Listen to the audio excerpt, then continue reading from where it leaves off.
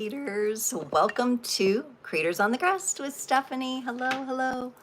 We're gonna let the algos carry this out into the ethers, the World Wide Web, and get rolling here. I'm gonna check the sound. Aha, there we are.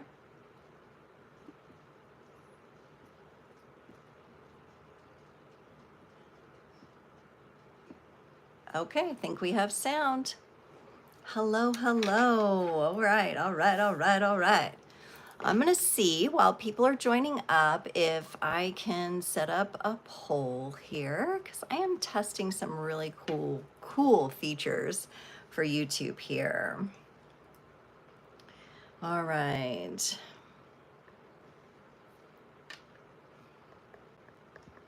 Let me know if you're here by saying hello in the chat.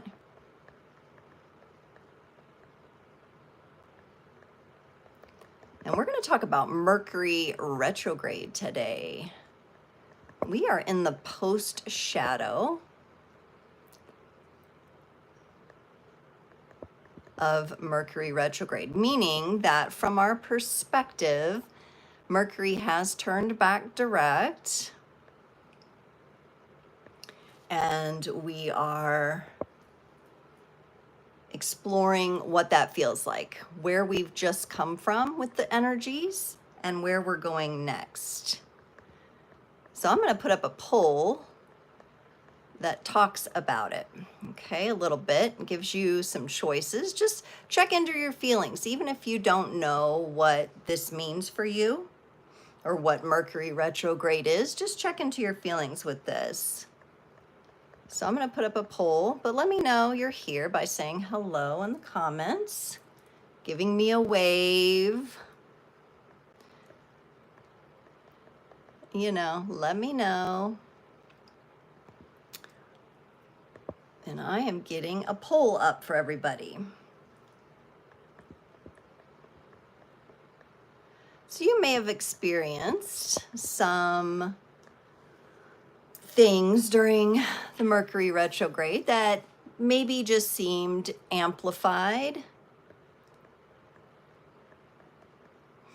Communication issues and those kind of things. Okay, I've put in a poll here. And the poll will show up, it shows up for me at the bottom, and you can make a choice in the poll. And so the question is, how do you feel now in the Mercury retrograde post shadow? So even if you don't know what any of that means, even if you don't study astrology or the mystic arts, how do you feel? Are you feeling energized, ready to go? Are you still processing? Are you cautiously optimistic? Let me know in the poll, and you will see that there. Hello, Bruce. Welcome, welcome everyone to Creators on the Crest. I'm Stephanie, and this channel is all about going deep into the mystic arts. We use the art and science of tarot and oracle readings, and I use my intuition to guide me through the readings. So if that's your kind of thing, Nancy G, hello, hello, welcome. If that's your kind of thing, stick around. We're gonna do Mercury retrograde overview. We're going to talk about it. We've actually just lifted out of the retrograde and Mercury is now direct from the perspective of the Earth. But we are in the post shadow for a little while longer. And so let's see what that means for us. Let's see how we can learn from these retrograde energies. So anytime we're relating to the planets from a different perspective than we once did, when they're direct, right? When we're direct, we're kind of in this direct connection with them. When they appear to be spinning backwards and going retrograde, then this affects the energy and it affects our perspective, and it gives us the opportunity to be able to work with those energies, learn some lessons, maybe patience might have been a part of it for you. So be sure to vote on the poll that you see in the comments. Let me know about the poll, what you think about that. Let me see if I can still see it there. And if you are going to stick around, I hope you do. We're going to do some collective readings today. So these are not going to be personal mini readings like I do every other Sunday night, but you can join me every other Sunday night for my mini readings if you're interested with that. I will not have one in 2 days, but a week from Sunday, 7 to 8 p.m. Central. Be sure you tune in for that. Okay, let's see if I got one vote on the poll. Energized and ready to go. Wonderful. Glad to hear it. Glad to hear it for you there. Energized and ready to go. That's great. Layla. Hello, Layla. How are you? How are you? And welcome. Yes, so Bruce, we're going to get into collective energies. And the theme today is really talking about Mercury retrograde energies. So, and how we can best work with these energies of what's going on. So it's kind of what's going on astrologically. We're also going to get messages, oracle messages and tarot messages today. And my breakout readings are going to be going into each sign. So while you're looking at the poll, maybe thinking about how to answer that, let's get into the energies a little bit. I like to use these Zen chimes that make a beautiful sound. Yes, beautiful sound. And it just kind of sets the energy, clears the air, clears the tones. I'm going to set those right there and let them finish their buzzing and vibrating there. Okay, let's go. All right, welcome to Creators on the Crest, everyone. My name is Stephanie. I'm seeing some new folks roll in, okay? So we've got Nimble, Promungo, hello, welcome. And this channel is all about growing and evolving our spiritual selves by a study and reflection on the mystical arts and how we can navigate those in the practical world with the tools that are available to us. So today I'm going to get into the astrology a little bit. Now, astrology is a lifelong study. So right now I don't necessarily call myself a professional master astrologer. I'm still deep in the study of it. And I've scratched the surface though, and I do understand about the retrograde energies. Teresa, hello. Gnostic Warrior, hello. So I do understand about the energies, and I have learned how to make the most. So when Mercury is stationing a retrograde, that means from our perspective here on Earth, Mercury is spinning backwards from our perspective. Girl Gone's here. Hello, Girl Gone. Welcome. Nice to see you again. Okay. And so the planet actually appears to be rotating backwards. All right. From the perspective of Earth, right? It has to do with the orbits and the cycles around the sun.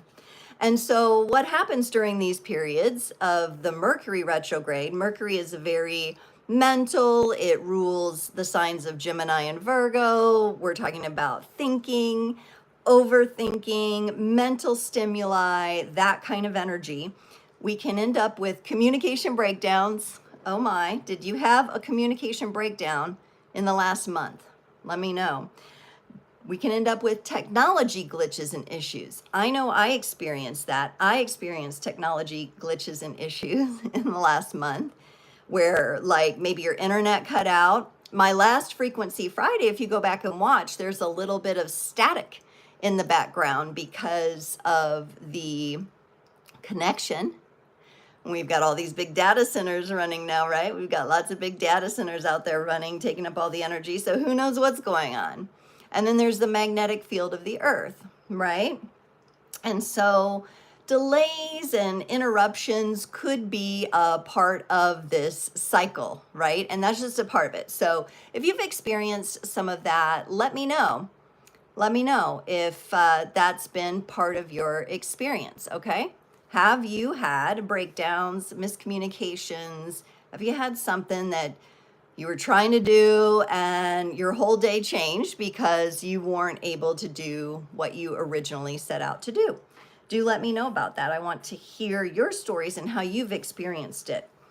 So what we're going to do today is we're going to get in first to a collective oracle reading, okay? And For the collective oracle reading, we're looking for the highest and best messages from the universe, from the cosmos, from our greater being. So anyone who's tuned in and is listening, even though these are collective readings, you are here, your energy is going in. So I am picking up on multiple energy signatures of your greater being. And so just understand that, that's what we're looking into. It's meant to bring you the messages that are the highest and best for your evolution and your growth as a human being, and increase your gnosis, increase your knowledge of yourself as within, so without. So running in all of my work behind the scenes are those alchemical principles, where we are learning about those and learning how to navigate this universe of contrasting expression that we live in, right? And so that's where we're going with things today. So that's the kind of energy set that I want to have here. So our collective oracle reading is going to really focus on the highest and best messages having to do with either the lessons, the challenges, or overcoming obstacles and the blessings of the Mercury retrograde, what it can teach us, because sometimes we're forced to slow down.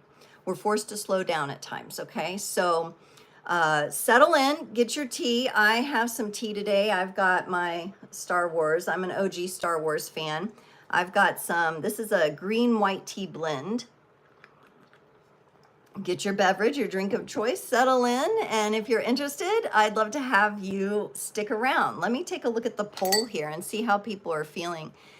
100% ready to go and energized. Good. Yes, the Mercury retrograde can definitely have that impact. It can absolutely have that impact on people. Okay? The Mercury retrograde, when it's going on, it can feel a little draining. It can feel like you get a little sidetracked. And then what happens is you get back on track, kind of like when the planet goes direct. Some of the energy clears and we start feeling more energized. So I'm not surprised to hear that. I'm not surprised to hear. But also, if you're feeling like, oh man, I'm not feeling that energy boost, I'm not getting that upliftment that I'm looking for, then stay tuned. Stay with it, because it should continue to lift. It should continue to clear. Okay? Yes, and I just want to thank everyone for your comments. When you comment, you help me with my reach. You help more people see this video. You also have emojis off to the right you can use and click, and that gives me a visual to let me know you're enjoying the messages and with what you're hearing. So keep me posted by using those comments and using those emojis, okay? All right. All right, clearing out. Let's get into this oracle reading. The cards I picked today, we're going to start with the Beyond Lemuria Oracle. I knock and I clear the cards from previous energies and previous readings. Yeah, absolutely. I enjoy engagement, but you know, we're here to grow and evolve, and if that's not your thing, then that's not your thing. But I'm here for soul growth and development and evolution. So, oh, this is really sweet. So, you know, I've always felt like one of the grounding energies that kind of keeps the world together in chaotic times are our furred and feathered friends. So let me know in the comments, do you have a fur baby? Do you have a pet? Do you have an attraction to like hawks or eagles? Do you have an animal spirit guide? Because that is coming up from the Beyond Lemuria Oracle, number 27, Furred and Feathered Friends. What an adorable card. I love this. I don't know that I've ever pulled this one out of this deck. So we have our Lemurian here, and she's just sitting so naturally amongst her friends. And what's beautiful here is we have a wild dynamic of animals here. We've got the lion, a little bit of Leo energy here. It looks like a white fox. Wow. That's very interesting, maybe quite elusive, quite rare. And a sloth. Oh, it's the patience it took during the retrograde, right? In certain situations. We've got a gazelle. There's the quicker. Look, we have the quicker moving energy and the slower moving energy. We have the rooster waking us up to something. We have the snail, the snake, and then all kinds of little birds flying in the background there that I see, and butterflies, birds and butterflies. Actually, it looks like, I'm going to clarify that. It looks like we have a hummingbird. Anybody here for the hummingbirds? I love hummingbirds. They're amazing. Then we have a lot of butterflies. And then I just noticed there is way back here on the hill is a wolf howling. And we got the little rabbit too here. Productivity. So when I tune into, oh yeah, there's so much coming out of this card. The eagle energy above her head. And she's of course wearing the antlers as well. And she's just really embracing and opening up to the animal kingdom, the creature kingdom. And I really truly feel that it is our animals of the planet that actually kind of keep us grounded and hold the glue together. I know that Jason and I have a little dog, Blaze, the Morkie. He may make an appearance later. I don't know. We'll see how it goes. He's quite vocal, so that's why I don't always have him in the room with me, because he can be really loud. And he just, you know, in those moments where things get serious or one of us is down, he just has this way of like brightening up the energy. It's like you look at it and he's so cute and just so playful and so innocent that it brings you right back into this loving, open-hearted energy that our furry friends and babies can give to us. So yes, I too, I love all animals as well. I'm fascinated by them. I love not only like interacting with them, but studying their behavior. I'm definitely not going to go take a selfie with like a wild bear or anything like that. You will not see me doing that. But I would love to observe one out in nature from a safe distance and just to watch what they do, you know. And I just think it's amazing. I think animals and then birds, the avian kingdom, just such a different perspective they give us, which I think is amazing for the retrograde energies. When you just form a relationship with watching a bird, it can teach you so much. So a lot of times it's very difficult for people to stay present in nature with, you know, animals and stay really attentive to that. But you can really be looking for this. And I just saw another, I'll just mention this. If I have any Pisces that are watching, there's a fish right here.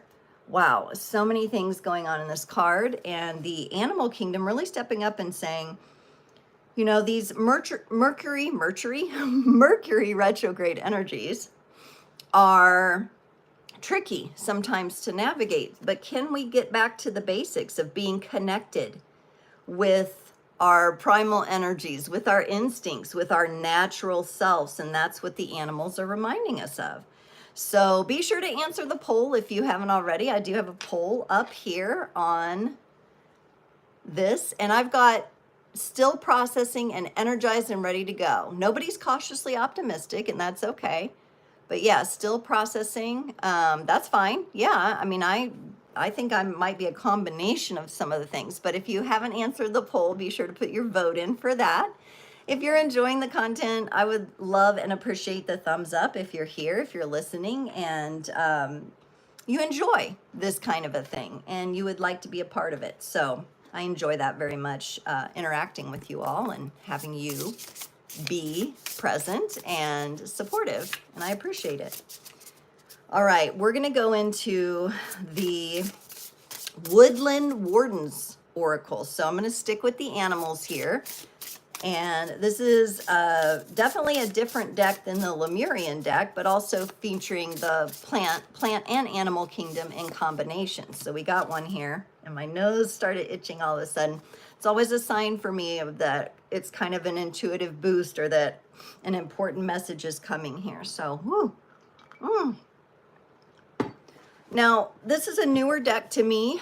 My daughter got it for me for my birthday. I turned 50 this year. back in July, and I'm still learning this deck, so I may choose to read a little bit about this if I can find it in the book. But we got the dragonfly. Have you seen dragonflies lately? Anyone? Anyone? And the pansy flower. And I'm trying to find it. There's no rhyme or reason to how to look this up in the book that I can see, and they use these really big Roman numerals. Dragonfly and the pansy. Okay, so let's just take a look at the card together first before I read about it. 50 and fabulous, that's right. All right, so the dragonfly and the pansy here. Look at the beautiful colors. Look at the contrast. I love the contrasting colors on a pansy and how the colors change from the inside out. And I love dragonflies too because they eat mosquitoes, and mosquitoes can be very annoying where I live. So I'm all for the dragonflies and the bats. Oh, thank you, Girl Gone. I take a lot of collagen. I put collagen in my tea, and it helps, let me tell you. 2 days in a row, Tressa says, topic for you is pansies. So pansies have come up more than once. Wow, very interesting. And you know, pansies are a beautiful flower to have, but the wildlife loves them. The deer and the bunnies will eat them up. And in the book, it's talking about having a balance of like a delicate grace. And I really like that energy there. The dragonfly being kind of the balance, which we see the symmetry of it kind of anchoring the card in the very middle. And, you know, dragonflies, they're very nimble, they're very delicate themselves, and they move pretty effortlessly through the air. I'm kind of getting a call back to hummingbird as well, dragonfly and hummingbird, the way the pattern of the wings move. So be watching for these creatures in your life. Okay, and then pansies are named for the French word, this is interesting, penser, meaning thought. And they were given by the Victorians as a token of thoughtfulness. So thought and thoughtfulness. And so together we have the delicate grace, we have the balance, and we have the thoughtfulness. Hello, Julio from Algeria. Welcome, welcome. Thank you so much. What a nice compliment. So when we're looking at this, let me just, if you can imagine yourself in these energies, moving like the dragonfly, being nimble in your life, having flexibility where you need it. For some of you, this could represent a physical attention to your physical body, to how you move. You may be working on your mobility as well. I'm getting for some of you, you would be working on your flexibility and your mobility, and this is important. If that's something that's come up for you, keep going. Keep working those muscles. And yeah, I love it. The book is kind of helpful because it lets us know kind of the intention of the card and the meaning of the words. But just gazing into this card, it's very soft. And I think it just is a lovely connection to our furred and feathered friends that we already got. There's a delicateness here. And I think when we've come out and we're in the post shadow of a Mercury retrograde, it can be a little bit like, whoa, you know, I just came out of this. It was hard maybe to get things done. I'm feeling more energized, but can I carry with me the lesson of maybe being more soft with myself, a little easier on the self? I'm definitely getting the energy for some of you that, and I do this as well, I'm just very hard on myself. And I think some of you are also very, very tough on yourself. You know, I'm getting the energies of, I wish I would have done this already, or I should be further along by now. Some of that kind of thinking there, that maybe there's a little pressure on yourself, or you could be judging yourself a little too harshly. So it's okay. We all fall into that sometimes. You know, it's good to be honest with ourselves and take accountability for things, but it's also okay to give ourselves a break once in a while to get into some of the softer, more delicate energies and find the right balance for ourselves. Roshni 6122, like 5, it will be true what I am manifesting daily. I'm a life path number 5. I don't know about anybody else. Does anybody else know their life path number? That's kind of an interesting thing to study. Okay, we're going into the Lover's Oracle, and this one is coming out here. I thought some of you might be having a look at relationships, right? Because sometimes when the retrograde energies are going, we can have lapses in communication in our relationships. And this card speaks to forgiveness, and it says, stop focusing your energy on past events, for life is too precious to waste. You create your reality by what you think, dream, and imagine. Whew, and my nose is really, really itching now. When the messages come up powerfully, my nose itches. That's one of my signals. It's kind of annoying, but that's what it is. Okay, so some of you may be in a place of forgiveness, or maybe some things were said between you and a partner, you and a friend during the retrograde, and you're working through some forgiveness here. And here's the wording on the card that I read here. That's where I got that. All right, so there may be some energy of forgiveness that is with you right now. I also am really looking at how the muted soft colors are showing up in this card like they did in the dragonfly and the pansy. So I'm seeing the relationship there of the energy of forgiveness. You know, it's to help us. It can actually help us soften, okay? And forgiveness does not necessarily mean that the wrong action that we or someone we know took, right, was justified or was right. Okay, we're not making, forgiveness is not making someone else's behavior correct, right, or healthy, right? So, but it's freeing us. This is about the freedom. And then from that free place where you're free of the attachment to that energy, then you can create your reality and you can dream and imagine and get back into that energy. But sometimes forgiveness is needed, and that may have come up for some of you during this retrograde. And, you know, we all have different paces that we move through that with. Okay, so if you're needing to forgive, that's okay. It can be a process and a journey as well. It's coming up. It's asking you to be in a little bit softer energies. All right, so if you're feeling like the grind, or you're just feeling like the sandpaper kind of feeling, that's just a little message. And I kind of feel like I want to kind of clear here with our, yeah, just letting it go. Let it go. Let it go. Let it be, let it go. It doesn't mean you're excusing poor behavior. It's just helping free you from these energies, okay? All right, I'm gonna, while I'm shuffling here, since I'm testing the polls and the Q&A, so for the last 2 weeks, I've tested the Q&A feature, and I'm gonna try it again, but it hasn't shown up for people, so we're gonna try it again this week. I know YouTube's been working on it, and what question do I want to ask here? And this, when you see this, hopefully you guys will be able to see it.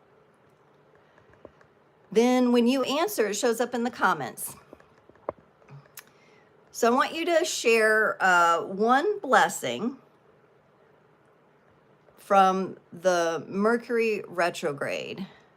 So start thinking of that. I'm going to put the question up and see. And maybe this was like an unexpected. Did you realize that you were going to feel that way? All right, let's see if y'all can see that. I don't know if you can, but let's see. It will take a moment here because I can see the videos on a delay, a little bit of a delay. Can anybody see the question? Share one blessing that you got from the Mercury retrograde. And thank you for your comments. You helped me with my reach. I appreciate you so much. Not seeing it. Not seeing it. Okay. My moderator's going to try to refresh and see if he can see it. Thank you. Yeah, it lets me do it, and it lets me publish it, but for some reason, nobody can see it. You all can see the poll, but you can't see the Q&A, which is very strange to me. There shouldn't be any reason you can't see that little question there. It shows up for me like right here, but I am watching on another device and it's not showing up. So we're going to carry on, and I'll just ask the question. Share one unexpected blessing maybe that came up during this Mercury retrograde. So even if you're not familiar with the retrograde, just looking back over the last month, what's one unexpected positive blessing that you've encountered in your life? All right, let me know what that might be. Okay, let me know what that might be. All right, and meanwhile, I was pulling a card from the Empaths Oracle because on this channel, I attract a lot of sensitive people and empathic people and people who have very gentle, sensitive heart chakra area, heart space, heart energy. And here we got number 31, invoking your guides, gods, and guardians. Now, I will speak quickly to just my personal thoughts around channeling and invoking spirits and things like that. I do not toy with that kind of magic. Okay, I do not channel any other being. What I channel is my greater being, myself, and my connection to the cosmos, because I feel like that's the most authentic place to connect to. This does not mean that I dismiss guides and my medicine people and my tribe, my invisible tribe. I absolutely embrace them. I consider the energies when they cross my path.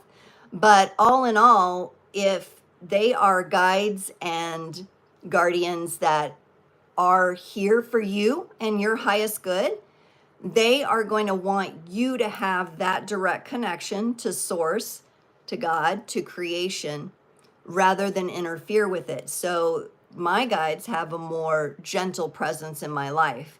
They let me lead. And yes, they caution me. And yes, I get the energies of, that are working with my intuition to inform me, but I do not channel them. I'm not reaching out into some dimensional energy. And I think there's a lot of channelers out there that are tapping into beings that aren't very benevolent, and it might seem like it's kind of like the wolf in the sheep's clothing or whatever. Might seem like the messages are genuine and true, but in it is interwoven some deception. And so for me, when I think about invoking, this is about me invoking my greater being. Okay, so I'm just giving you my particular stance on this. My greater being is that which is, some people call it the higher self. It's that which is connected to all of creation and grounded and rooted in the sacred principles of natural and cosmic law. Okay. And that's what I operate with. So take that for what you will, but some of you may be in communication in this way. I would just say that as you're communicating, if you are a sensitive and you're communicating with other beings or other energies that you're perceiving, if they really are for your evolutionary benefit, if they really are benevolent for you, they will not interfere with your connection to your greater being. They will not try to take over. They will not try to take center stage, okay? And they will just be a supportive presence for you, allowing you to work through your life as was intended by your soul's blueprint, okay? Girl Gone says, my life was rest due to my spiritual journey. It's been a roller coaster. Everything has been falling into place. So you've had some unexpected blessings. You feel like things are coming together, and that's a beautiful reflection. I love that. Thank you for sharing that so much. Yes. All righty. And yes, appreciate everyone's comments and sharing how this retrograde has affected you. Let's get into the Healing Waters Oracle for another message. So this Healing Waters Oracle, it is definitely vibing with the element of water. Some of you may be water signs, Cancer, Scorpio, Pisces. You guys seem to be a little, I feel your presence and your voice. Let's just put it that way. So shout out if you're a Scorpio, Cancer or Pisces, sun or moon, perhaps, could be your moon sign. Grogan says, I think a lot of people take spirituality. Yeah, there's a lot of misunderstanding. Yeah, there's a lot. And, but hey, the comments help my material get out to more people. So, you know, everyone is here to have their own path in life. And I appreciate the comments and the sharing. I think it's going to be most beneficial if you're open and you're willing to participate in your own growth and evolution and not externalize that to something else. All right, so, ooh, this is a beautiful energy here coming from the Healing Waters, and it is a birth portal energy, and it is in call. And in call, actually, like when a baby is born, they have, you know, the water sac around them, and usually you hear about, oh, you know, she was pregnant, her water broke, and then you go into labor, right?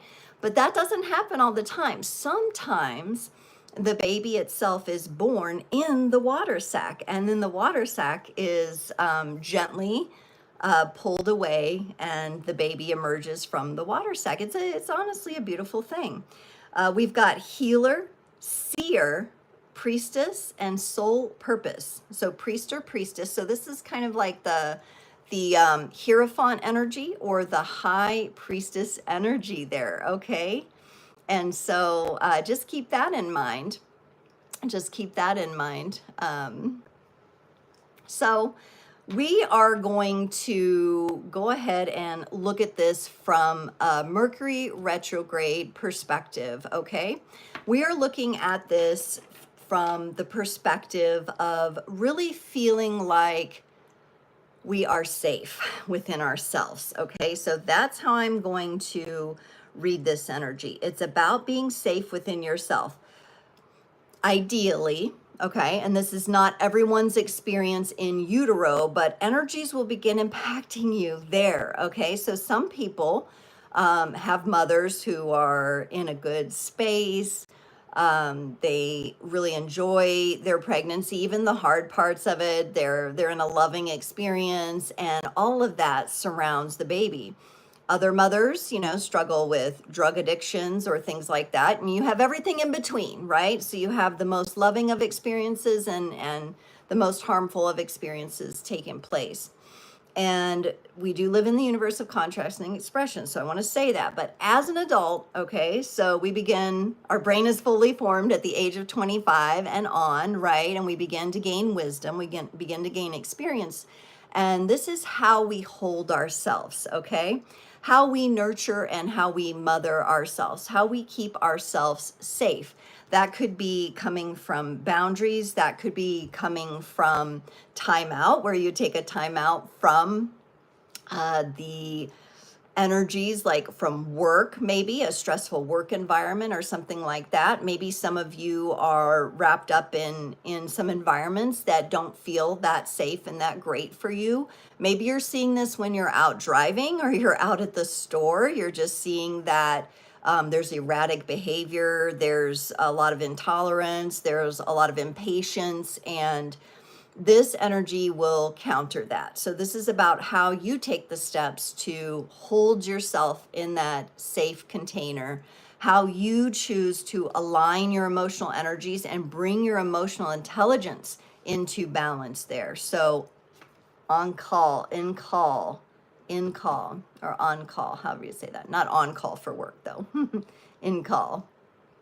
All right, that is that beautiful protective water around a baby. So we have to nurture ourselves as adults. It's a very important thing.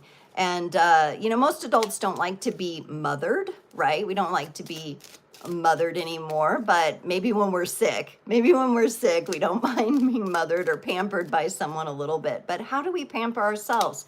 How do we hold the safe space for ourselves? And that's something we're learning. Let me know, have you dealt with that? Have you had to learn how to nurture yourself because of nurturing that was lacking as a child?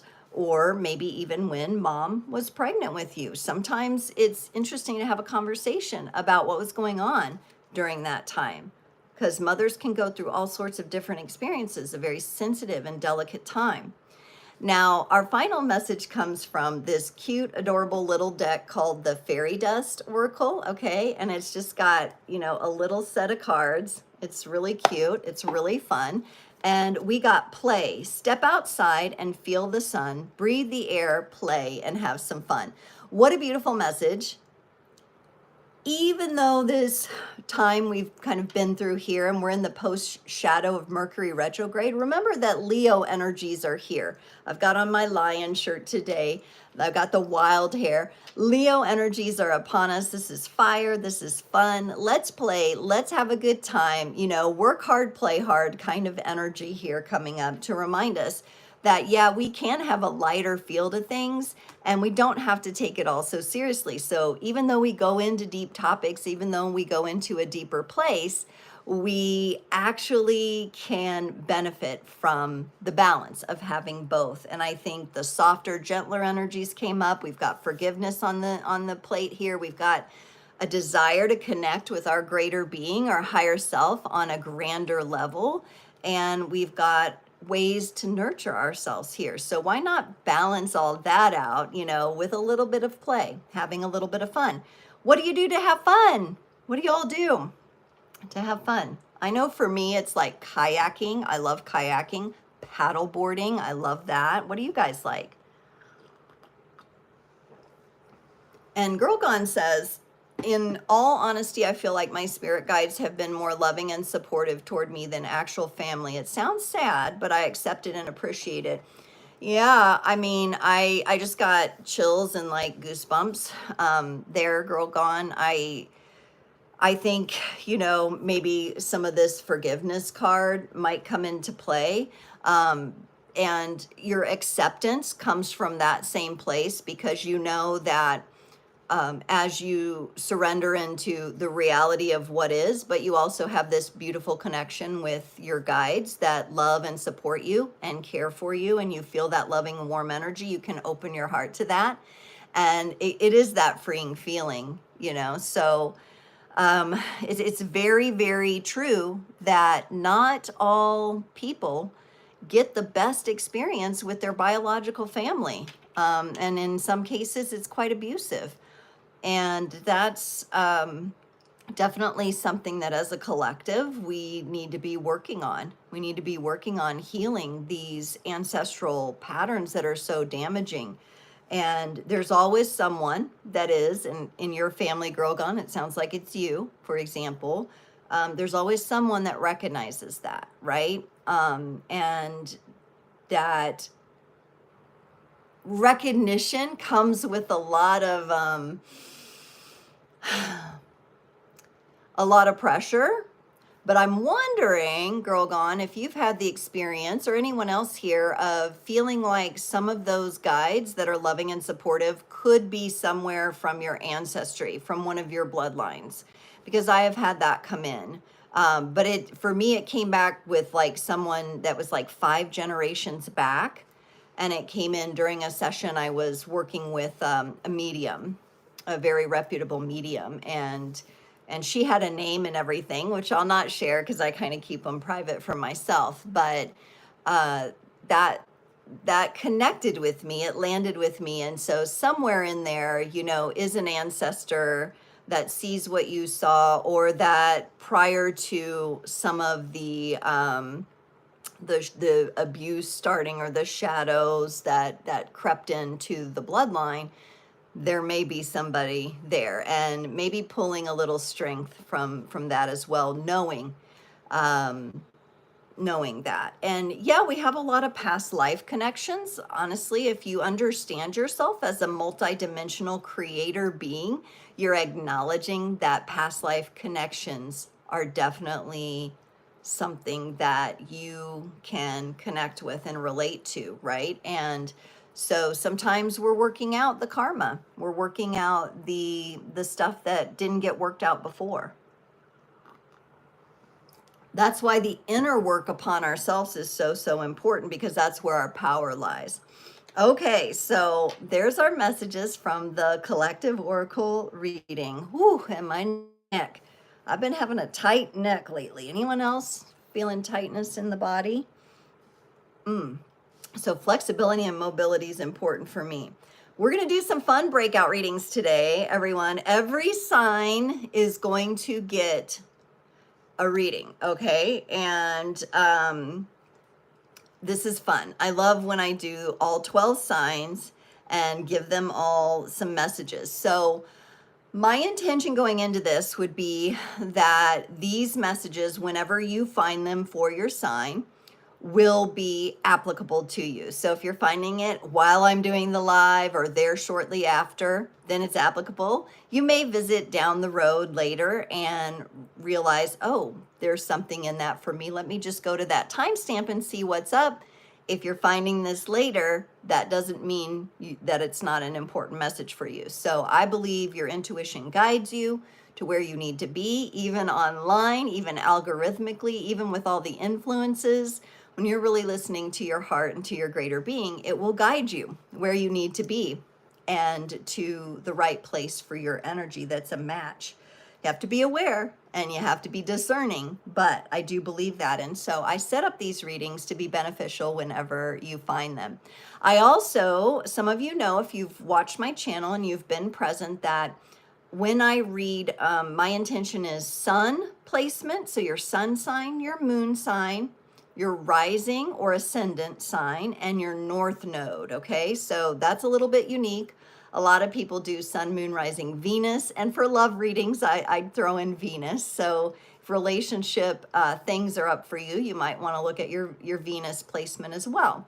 And you can find all this out if you don't have access to it. You can find it out online by going to one of the free astrology sites, and you can pull up your chart and get your sun, moon, rising, and north node.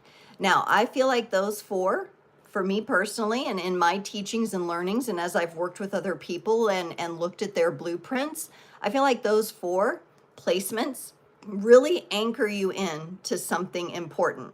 Like a huge, if you imagine like those huge, like trees, what are those big ones in Northern California? Redwood? The redwoods, okay? It anchors you in. Like the sun, moon, rising, and north node placements are like a tree. And I think I've spoken to it before on a previous Frequency Friday, and I'll probably get into it again later. So I started working deeply with those four placements and realizing how the puzzle pieces fit together. You can look at what signs they are, what element they're connected to, and that'll tell you for this lifetime what kind of energies you came to work with. I have a sign in every element, and I have my north nodes on a cusp. So I kind of have two signs there that I can work with at different times, right? So some of you may have some of your sun, moon, rising north node could be closer to a cusp, and the circular chart, the circular astrology chart will show you that. You'll see where they're closer to the different lines. There's also going to be the houses, right? But for now, just tune in to the readings for your sun, moon, rising, and north node. Does anybody have a preference who they want to start with? What sign do you want to start with today for the breakout readings? And then I'm going to do another poll because the polls are working really nicely for us. Okay, what is your goal for the Mercury retrograde post shadow that we're in right now? And I'm going to put up a couple options. I'm going to try to see if I can get a couple themes going. So while I'm doing that, tell me maybe what sign you feel like I should start with today, because I want your feedback. Jason's got Virgo. Do I have any other Virgo votes here? Virgo voices or votes? Okay, I'm going to put up a fun poll that is going to be about your goal for the Mercury retrograde post shadow. All right, and I'm getting a few words just intuitively here to put in the choices.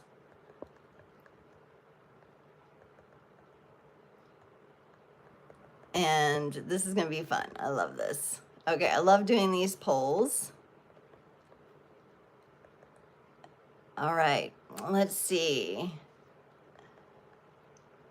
Let's see. This can be hard to choose from because it might feel like more than one for some of you.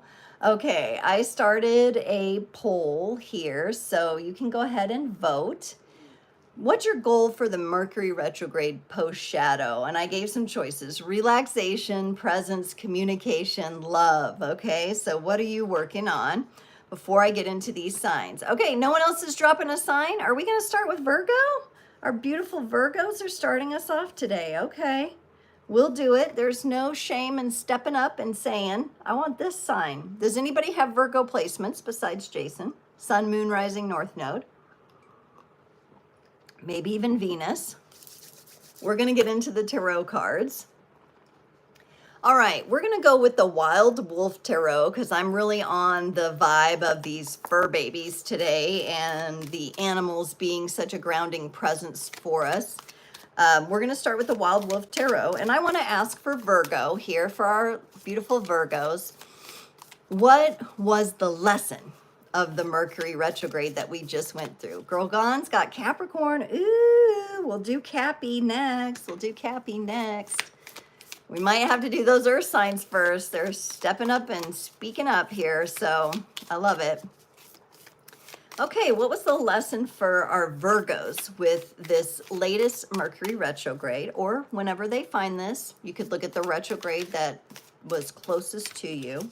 Oh, and I wanted to mention our next Mercury retrograde is in November. It's in Sagittarius, but the pre-shadow starts during Scorpio season.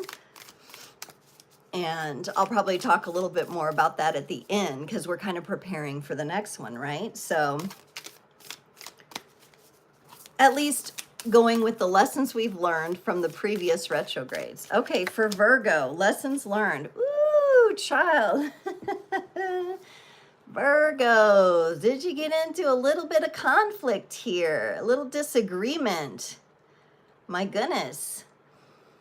Are you coming to a recognition, Virgo, that you can agree to disagree and maybe things can still be okay? Or did you get into some arguments during this Mercury retrograde? Did it seem like a stress, a pressure, a fight? The Five of Leaders is the Five of Wands in the tarot. This is a fire energy. It's when conversations get heated and they turn into arguments, misunderstandings, even fights. Now, hopefully none of you got into any physical altercations because that's not fun. And I definitely do not, promote any kind of harm or violence. But I do believe that people have a right to defend themselves if needed. Absolutely. Ooh, yeah, Virgo. This is a massive learning for you from this last retrograde. Really be taking a look at your energies, your place in the disagreement or the argument. The way you felt, I think, is important for your healing, meaning that if you felt misunderstood, if you felt rejected, if you felt ignored, what was the feeling, Virgo, connected to how you felt from the disagreement? Was it stress, tension, fear? What was it? And then that's where you need to do your healing work. That's where the lesson was coming from there. Now, this isn't about going along to get along. This isn't about people pleasing, right? Which can be it's good to want good things for people, but also you have to have healthy boundaries. So there also may be, for some of you Virgos, a lesson in way too much focus in trying to please people that it removes you from your authenticity and gets you into this place of aggravation and defense, right? And resentment. All right. So maybe this learning has to do with you pulling out of trying to constantly make everyone else happy, because Virgos love to be in service. When they're in their healed state and when they've done the work, the inner work, they love to be of service, because that's a beautiful virtue, but you can't force that, and you can't do it from an empty cup, Virgo. So where were you at when the disagreement and argument happened? How did you feel? And then how can you do some healing in those areas? That's what this lesson of this Mercury retrograde has been for you. Now, of course, we're going to go into what's up next for Virgo. Okay, so Virgo is like Mercury retrograde, communication breakdowns, disagreements, possibly even fights. That didn't feel good, right? But I'm going to go into the healing, because here at Creators on the Crest, we do the inner work. We take a look at ourselves from the inside out, and we're going to say, how can I grow from what I experienced? And what's up next, Virgo, here? We're going to the Herb Crafters Tarot. And this is really beautiful. I think this card goes along nicely with that Five of Wands.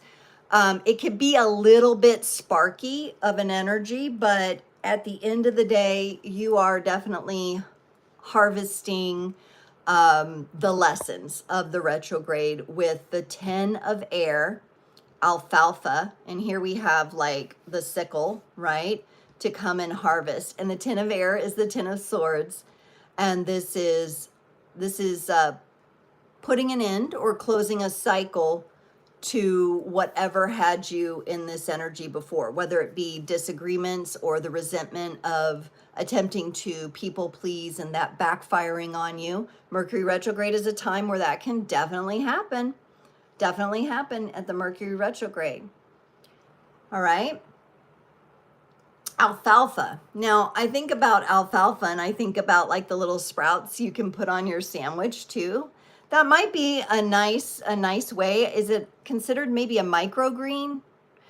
I know there's a whole series of different kinds of little plants that are microgreens, but alfalfa, I'm thinking of the alfalfa sprouts, and I'm thinking about the fiber and the help that it gives you to like flow, and the digestion, helps the digestion flow. So I think things that are coming up next for you as it applies to your communication and disagreements, and maybe your tendency to go a little too far, people pleasing at times, is actually coming to an end. The 10 of Swords marks an ending to that and a growth and a maturity through that. So it's a very positive aspect. I really like seeing that for you. Okay, now Virgo, I'm going to stick with these fun fairy dust cards here, because I just think they're a lot of fun. And we know you're coming from a place of, in this retrograde, of like disagreements, arguments, miscommunications, misunderstandings, tension. And you're moving to a place of like letting that go, doing the work, digesting all of that, letting it flow with that alfalfa. If we look at that as like a microgreen, a superfood, right? And we're gonna harvest that energy and transmute and transform it for our highest and best good, right? I'm not talking about harvesting energy like loosh and somebody's like vampiristically messing with your energy. I'm talking about you taking control of like, okay, that's what I dealt with. I'm going to face my emotions. I'm going to do whatever healing I need to do. And I'm going to learn from this and move on in a better way. And next time I will be able to stop these energies before they get going. So that'll be good practice for you come November or the next Mercury retrograde from the time that you find this video. Oh my, Virgo, this card is wanting to come out here. Ooh, cool. You got turquoise. A turquoise crystal is color blue. Its healing magic works on you. So if you're a Virgo, Grab you a piece of turquoise. Doesn't have to be big. It can even be small. It's a really powerful stone. In America, it's, you know, you can find it. Sometimes it's expensive. It's very coveted.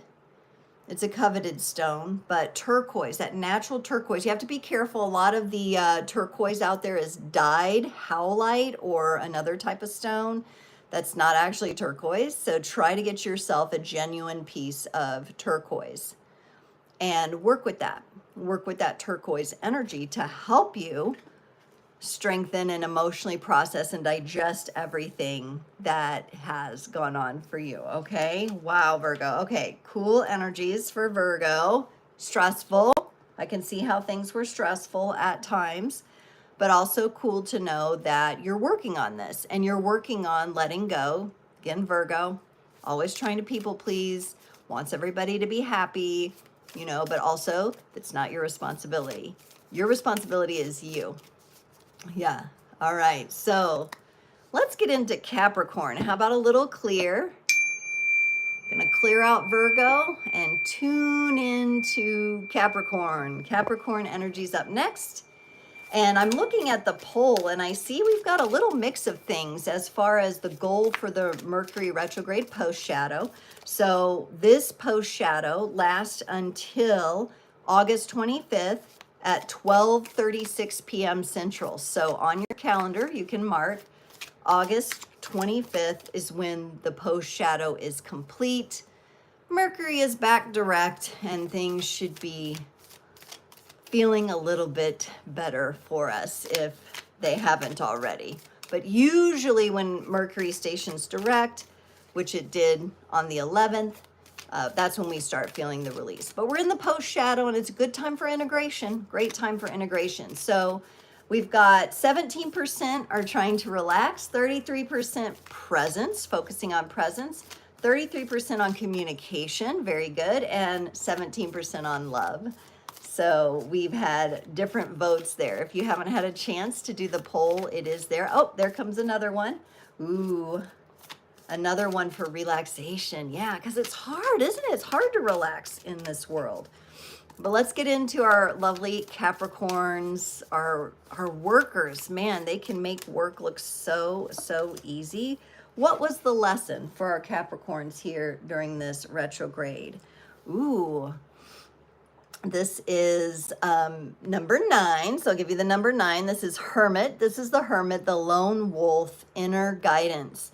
So if this retrograde for you, Capricorn, you were pulling a little bit more internal, maybe even limiting people's access to you, taking a little bit more time in solitude, I do feel like that was beneficial for you because you're a sign who's constantly on the go. You're able to work through things and grind through things in a way that other people can't. And sometimes people get comfortable with that and may take advantage of that. And there may be times where you have to pull back into yourself and really kind of look at the path you're on. Look at this windy path leading to the mountains here, right? And this is an important time. Hermit mode is, some of you may feel like you're a bit isolated in it. So it could, for some Capricorns, feel like, but where are my friends? Like, where are my people? Where is the tribe I'm looking for? That could be a legitimate concern or a desire. But also this is a very important time for you to get to know you and get to know you alone by yourself. Really, when you're sitting with yourself, what's coming up for you? And I really like along the path here, we don't have a lot going on. There's some little forbs and plants sticking up, but really it's just kind of open. And I feel this retrograde has been open to you, Capricorn, for you to be in that internal world a little bit more. But if it's caused you a little bit feeling of loneliness or isolation, I think that that's informing you. There may be a lesson in that. So if there's been a little bit of loneliness, like, yeah, I'm good with me and I'm independent and I'm doing my thing, but man, wouldn't it be nice to sit down tonight and have a conversation with somebody or enjoy dinner with someone, right? And that may have been something that you missed or desired. Others of you could feel quite good in this energy where it's like, I needed this. I needed to disconnect in order to reconnect. And I think that's where some of you are taking this. It's like a position of retraction, rejuvenation, restoring your energy so that you can move forward in a more social way. Okay, so some of you are probably going to be coming out of this hermit mode, but let's find out. That's the vibe I get, but let's find out what's up next for our Capricorn. So it's been a time of inner guidance and reflection. The hermit I like to call the master magician of the zodiac. Okay, so even though there's a magician card, I feel like the hermit is the one that actually thinks and reflects before they speak. And when they speak, when a hermit speaks, it's very meaningful and very powerful. So some of you are coming into that, evoking your words very, you may have done a lot of reading, you may be working with different words, how to word things, learning how to reframe things in your communications. Because I do see some of you working on communication. This one. What's up next for our Capricorns? Whew, yeah, I do think you're going to come out of your shell a little bit or out of this hermit mode a bit. You got another 9, Capricorn, another 9. Girl Gone says, I went into hermit mode to focus on my spiritual journey and myself. Very good. A depth. Yeah, the spiritual journey is not a straight path. It's a winding road. It's a spiral. We have to take the twists and turns. Very good to be able to do that, okay? But I think you're going to come out another 9. So this is a complementary energy to the hermit because of the 9 energy. You don't have to shock your system. But can you fire it up a little bit with the 9 of Wands? And you got the wild cherry plant here, okay? Wild cherry. I'm also getting tart cherry, if any of you have ever had the tart cherry juice, which is also, I think, something that could be used as like a sleep aid or digestion if taken, you know, shortly before bed. The wild cherry, though, that is so exciting. That may be a vibrational energy that's coming up for you. I think coming out of hermit mode for you Capricorns is, I mean, I'm getting kind of 2 energies here. I'm getting that some of you feel like your hermit mode was a time of kind of like being in a frying pan, okay? And I'm getting kind of out of the frying pan and into the fire. Or out, you know, out of the frying pan into the fire. Is that the saying? I think that's the saying. Out of the frying pan into the fire. So it may feel like for some Capricorns, not all, but some, that you're going right into a rite of passage, but it's more seen. It's more social. Even if it's just seen by one person, one friend, one supportive person in your life, if you're opening up to that, there's still going to be a bit of transformation here happening. So some of you may have felt like this hermit mode was a little on the difficult side and a little bit on the lonely side. So for that group, this could feel like, oh gosh, out of the frying pan into the fire. Like, how do I deal with this energy? But wild cherry, I want you to think about like the juice of who you are, because I'm thinking about cherries. I'm thinking about the rich juice that they produce. And I want you to think about like the seed, the hard seed within, and how can you maybe step into some of your more juicy energies and possibly have a little bit more fun with the transformation rather than viewing it as like hard work, which is kind of your tendency at times, Capricorn, to look at that as hard work. How can you get more into the juicy side of life here with the Nine of Wands? Now, for others of you, like maybe Girl Gone, who went into hermit mode, focusing on the spiritual self, focusing on like integrating and doing all the things for the self, really coming to those awarenesses, this wild cherry feels like a deepening to me, like you're really deepening your connection to yourself. And so that will reflect in your external world. Something, some of you may actually work with herbs, or you may be looking at like a winter garden or something you're going to plant over winter. Some of you may be in the Southern Hemisphere and are planting your gardens for the summer. But it could also be a metaphorical garden for some of you, where you're really tending to things. You're really observing the process. You're still going to be allowing time for yourself, but you're going to get into a little bit more exciting, wilder energies. And that's going to have you maybe being encouraged to loosen your grip on things a little, to not work so hard, but have more fun working. Okay, so instead of the grind, you're going to unwind and enjoy a little bit more of the wilder things in life. A nature hike or journey with people, like a meetup group or something like that, where the focus is hiking. You don't have to, like, no pressure. I wouldn't recommend maybe like coming directly out of hermit mode into like some sort of dating group or some sort of situation where there's a lot of expectation on you. But what about like a meetup where people's like, oh, we're going to go to this nature sanctuary on this day, this time. And what about having a hike? What about getting around people without feeling like you owe anything to anyone? Okay, what about trying something like that? It'll get you out, it'll get you social, but it won't be, and I'm saying hiking, but maybe pick what you like to do.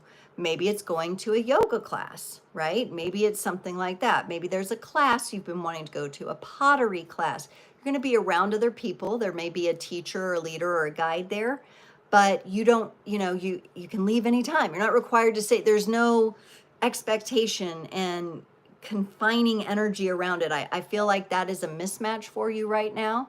And I also don't think that it's the best time to just jump into some big, huge group, or even like go to a thing like a big sporting event or something, and all these energies are, that doesn't feel right either. It feels more like, let me step into a social place where I still feel like I can leave anytime, I have full autonomy, but it's something I enjoy, and it's something that will relax me, perhaps, or help me with that. Yeah.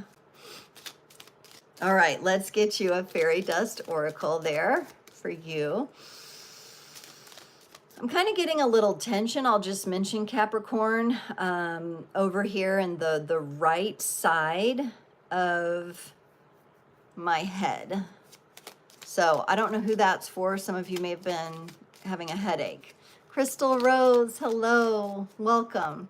We are finishing off a little Capricorn reading. We've done Virgo, and we're gonna do Taurus next, because we're gonna stick with the earth signs. So I have a final message here for Capricorn, and then we're gonna get into Taurus, Sun, Moon, Rising, and North Node next. Ooh, I like this, Cappy. You got 4-leaf clovers. You have found a 4-leaf clover. Unlucky times will soon be over. Yes. Now the picture on these cards all looks the same, but the messages are these whimsical little poems. And you got 4-leaf clover. This is looking very auspicious for you. This is probably the luckiest card in this fairy dust oracle, okay? This is probably the luckiest. So I like that for you, because when you're in hermit mode and you come out of that, and you're coming out of it gently, you don't necessarily want to be smacked with a bunch of responsibility or stress or anything like that. You want to just like let it feel good and abundant and lucky and favorable for a minute, okay? Yeah, so Cappies, this is good. I feel like a good next step for you. Yes, Crystal Rose, thank you. Oh, I'm glad you caught me live. Yay, I'm so glad you're here. Okay, I do have a poll up. If you haven't filled out the poll yet, you can vote on what your goal for the Mercury retrograde post shadow that we're in is. So I put down several options. You can also comment below if none of those options, that's not really your thing, and you have another goal. I'd love to hear about what your goal is for the Mercury retrograde, the post shadow. So we're direct, but we're in the post shadow until the August 25th. So this is a good time for acknowledging lessons, integration, and looking at what's up next. So we're going into Taurus here. Let's get our Taurus energies from the Wild Wolf Tarot here to see what has been the lesson for our Taurus Sun, Moon, Rising, and North nodes out there. Ooh, we got the Two of Hunters. Adaptability. This is like the Two of Pentacles in the traditional Rider-Waite-Smith tarot. And you can see here, we've kind of reached a crossroads, Taurus. So I feel for our Taurus Sun, Moon, Rising, and North nodes, there is definitely a crossroads energy. Probably a pattern that you've been carrying that hasn't been that healthy. Could come through in communication, in the retrograde especially. Could come through in you kind of getting stopped in your tracks of like, oh gosh, could be a pressure you felt to make a decision, or a pressure you felt to take a different direction. All right. That's what this retrograde was about for you. And I'm also getting the word for some of you that have these Taurus placements of commitment, maybe a commitment to someone, or maybe a commitment to yourself, or making the decision not to commit at this time. So commitment could have come up for some of you as part having to do with a lesson as to what are you committing your energy to? What are you committing your time to? And it really feels like to me when I tune into the Taurus energy, there's this energy of like, I've realized I can no longer keep going the way I was in this area of my life. I have to shift directions and I have to make this choice for myself. This could come through in a very practical way, like choosing to move, making a choice that you're going to move, maybe not moving yet, but that a move is on your horizon, like a physical location move or a relationship change for some of you. I'm really feeling like for Taurus, it was like I was going down the path and I had to redirect myself. That's what it feels like.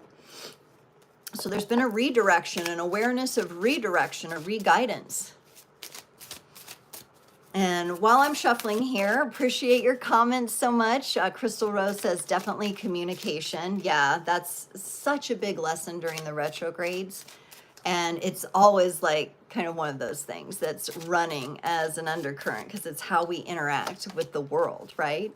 Appreciate your comments. Appreciate putting a thumbs up on the video if you are enjoying the content. Don't forget to do that.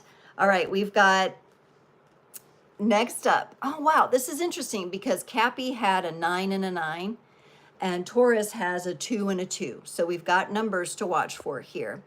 Taurus, you got 2 of Cups, the mallow plant. Ooh, this feels better. This feels like Taurus, you came to that crossroads, you've made a decision for yourself, you're going to take a different path, and it's leading to beautiful things, okay? I really feel like, first and foremost, this is you getting in a partnership with yourself, you and your greater being, you really expanding in to the further reaches of yourself, understanding yourself, acknowledging that the path you were taking wasn't going to be one you could continue down. And now you're opening up into this beautiful 2 of Cups energy. And in order to do this, you know, what precedes it is that Ace of Cups, which is where your cup is full. And then you're able to share a full cup with others. And maybe even in a new partnership, falling in love with a new location, falling in love with a new hobby or some creative venture that you really, really enjoy. This energy, look at the contrast between this card and this one. This one looks like, ooh, like this might be a period of drought. This tree's struggling. Is it alive? Is it dead? The roots are exposed. And this is very, we got the hummingbird. We got the hummingbird again for you Tauruses. We got the bird bath. We got the nectar. Everything's full of water. It's hydrated. So this retrograde's probably been a ringer for you, Taurus. You've probably been put through the ringer and felt, maybe some of you have felt honestly very dehydrated during this time. And now the hydration is coming back slowly but surely. I'm wanting to drink some tea here. Get hydrated myself. I have a Taurus moon, so I'm feeling it. I'm feeling it. Let me know if you have Taurus placements, sun, moon, rising, or north node in the comments. If I have any other bulls out there. Oh yeah, you know what just popped up? I'm gonna shout out to my friend Michael Diamond. Happy birthday. I don't think he's watching, but happy birthday. I wished him a happy birthday yesterday.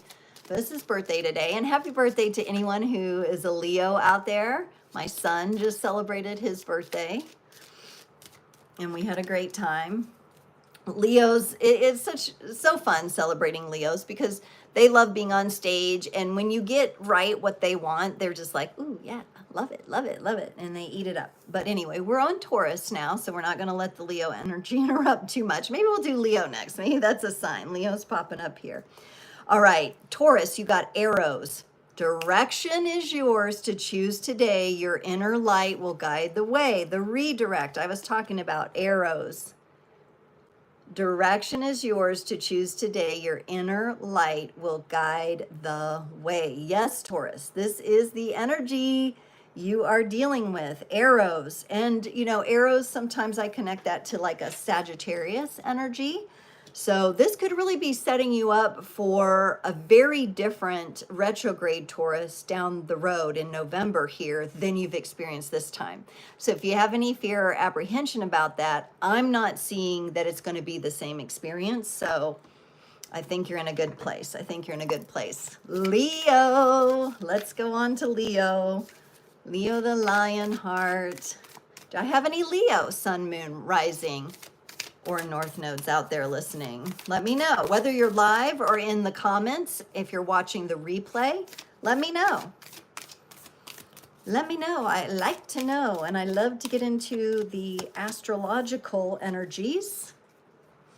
Whew, Leo had it. Leo was going through the ringer too, apparently here.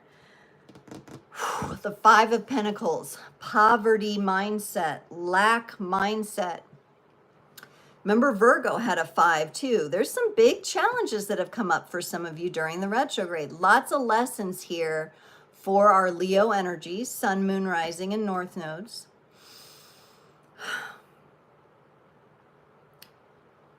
I'm tuning into this energy and I'm being drawn into the psychic realm here for you, Leo.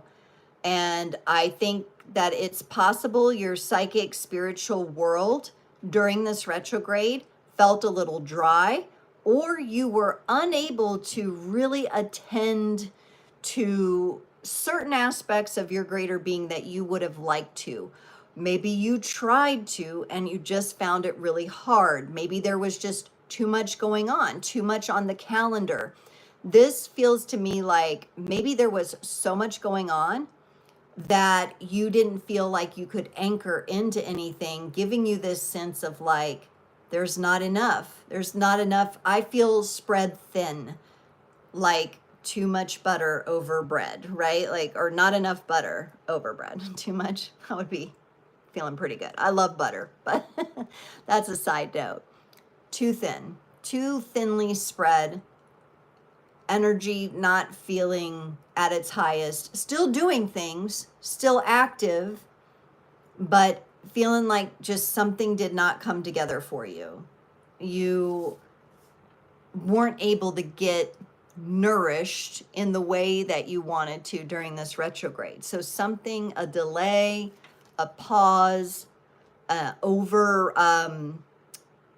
overactive nervous system, maybe. Some of you got a little fried out, you know, with everything going on, including your own birthday, right? It could have been like, oh my goodness, that was big and bold and great, but I'm wiped out.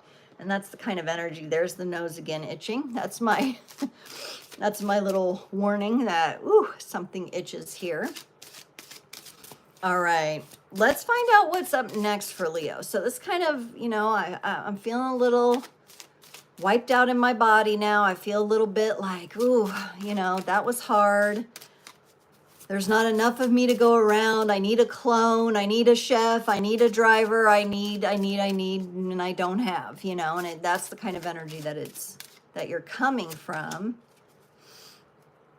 Okay, this is going to stabilize for you, Leo. Good news. This is going to stabilize for you, Leos, a bit with the 4 of fire or the 4 of wands. And this is the elderflower or the elderberry. Okay. This is some rejuvenation. It's some nourishment. It's going to elderberry again, like the cherry that we got, wild cherry for Capricorn, the fruit, the richness, the superfood. We got alfalfa for Virgo. That superfood kind of feel is coming up here. Maybe some of you Leos are actually looking at your dietary requirements and shifting those a bit, going into some more health and immune system support kind of things, like your what they call it, Leo, when you're overextended and your nervous system burns out. In the Chinese medicine, I think it's your lower dantian. That's what I'm getting for some of you. Your lower dantian, your sacral energies, your psychic energies. There's depletion there that you're going to be working on restoring. And it looks like you're going to have some success with bringing that into balance. The 4 of wands is stability. It's that you have shifted something. Some of you may be anchoring in a new habit that's going to be very, very healthy for you. And it's actually going to boost your immune system here. Oh, and I'm feeling the need to stretch. This is really interesting, but for some of you, this could be a past life connection. For some of you Leos, that I'm getting to like a Central and Southern American vibe here. Color and color palette is going to be really important for some of you to help it with this. Like I said, a new habit with your health, with your dietary requirements, or with an art form where color, rich, deep colors. Some of you may be moving into deepening your experience, because colors can be also, they have a vibration. They can be very healing. The light spectrum, you may be using some tools in that way to really add vibrancy and kind of get your groove back, Leo. You're kind of getting your groove back here. Some of you could have just overextended yourself, honestly. And you're coming back into balance and finding that rich deepness within yourself again. But yes, your sacral, the lower dantian in the Chinese Qigong and that medicine, there's some really good practitioners out on YouTube that do that. You could just type in lower dantian, dantian, and they will lead you through certain like exercises, Tai Chi, Qigong related exercises to help restore that energy. Let's get you a card from the Fairy Dust Oracle here. Oh, yes. Good. Okay. So you're restoring yourself. You're getting your vibrancy back, and you got celebrate. The time is right to shout out loud. Don't hesitate to jump around. So some of you have lost your energy, Leo. It's going to be coming back. It's going to be restored. You may have been feeling like, I'm never going to feel like myself again. I'm never going to be able to, you know, have my bold, vibrant self showing up, but you are. And here's the celebration card. It backs up the stability here of the 4 of wands, the 4 of fire that you got. The color is coming back. That lack mentality, or that just total depletion that you might have been going through, is washing away, Leo. Okay, and I just got up next is Sagittarius, so we're going to stick with our fire signs. Do I have any Sagittariuses out there? The archers. Let's hear it. Let's hear it for our archers, our goal setters. They're, you know, Sagittarius can get a bad rap because in their shadow aspects, they can be cringy at times, but all signs can kind of be cringy in their shadow aspects. But I feel like sometimes Saggy gets a bad rap, but I would like to give you credit, Saggy, for stretching the world the way that you do. You're able to go past the edges. And I think sometimes that can be overwhelming for people. And, but that doesn't mean it's not needed and it's not helpful to stretch the imagination, to stretch the goals, to stretch what we're going for, right? So what has Sagittarius been needing to learn during the Mercury retrograde? What are the lessons? Number 3, the High Priestess, the feminine abundance. Okay. This is an energy where Sagittarius has been encouraged over this retrograde, or the energy has been there for you to work with some of the softer energies. So if you've been on the go, if you've been in your go-getter kind of frame of mind during the retrograde, and it feels a little jolty, it feels a little hard to work through, you're encouraged to relax. You know, this retrograde was to teach you to relax back into yourself, into the receptive energies of the Empress, of the feminine here, and to put attention on caring for yourself while you're doing all the other things, right? And I think Sagittarius can sometimes struggle a little bit to not come off selfishly when they do that. Scorpio and Sagittarius kind of get into that energy sometimes where they come across as a bit selfish. So you're going to want to watch that. Maybe there was some interactions where that you needed to be made aware of your effects on other people or the people around you. And in order to soften that a bit, the feminine energies are coming up here with the Empress. Others of you, for Sagittarius, for some of you, a smaller population of you, you may be pregnant or have gotten pregnant during this retrograde. Oh my goodness. So some of you were in these softer energies and may have opened up this fertile place within yourself where you're pregnant. Or it could be a metaphor, if you're not physically pregnant, for or you didn't get someone pregnant, right? Whether you're the male or the female involved in that. This could be a metaphor for something, some idea that you were working with and you want to give birth to, your next goal, all right? But let's find out what that is. What's up next for Sagittarius? You've been challenged to be in the more soft energies and in the receptive energies, while also at the same time finding that balance with relationships, it feels like. I think relationships was a big focus for you this Mercury retrograde, whether it be beginnings, endings, changings like pregnancy. Definitely huge for Saggy this past Mercury retrograde. But what's up next? Let's get an Herb Crafter's Tarot for that. Whew. Here's your fire kind of coming back in, but I like how it's coming back in. It's giving me a feeling of solidness, of being steadfast, of feeling like you're a bit more reliable, okay, than maybe people were perceiving you before, because maybe you were just in a different energy.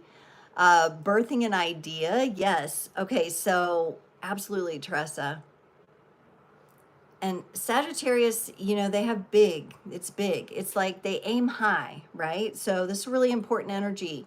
But you got the 6 of Fire, Nasturtium. Has anybody worked with this flower before? Look at the colors there. Look at the colors. Beautiful colors. I feel like Sagittarius is going to get more grounded in. I feel a more respected and respectable reciprocation going on between you and the people in your life here, Saggy. I feel like this is this has a warmth to it. This is kind of your natural warmth.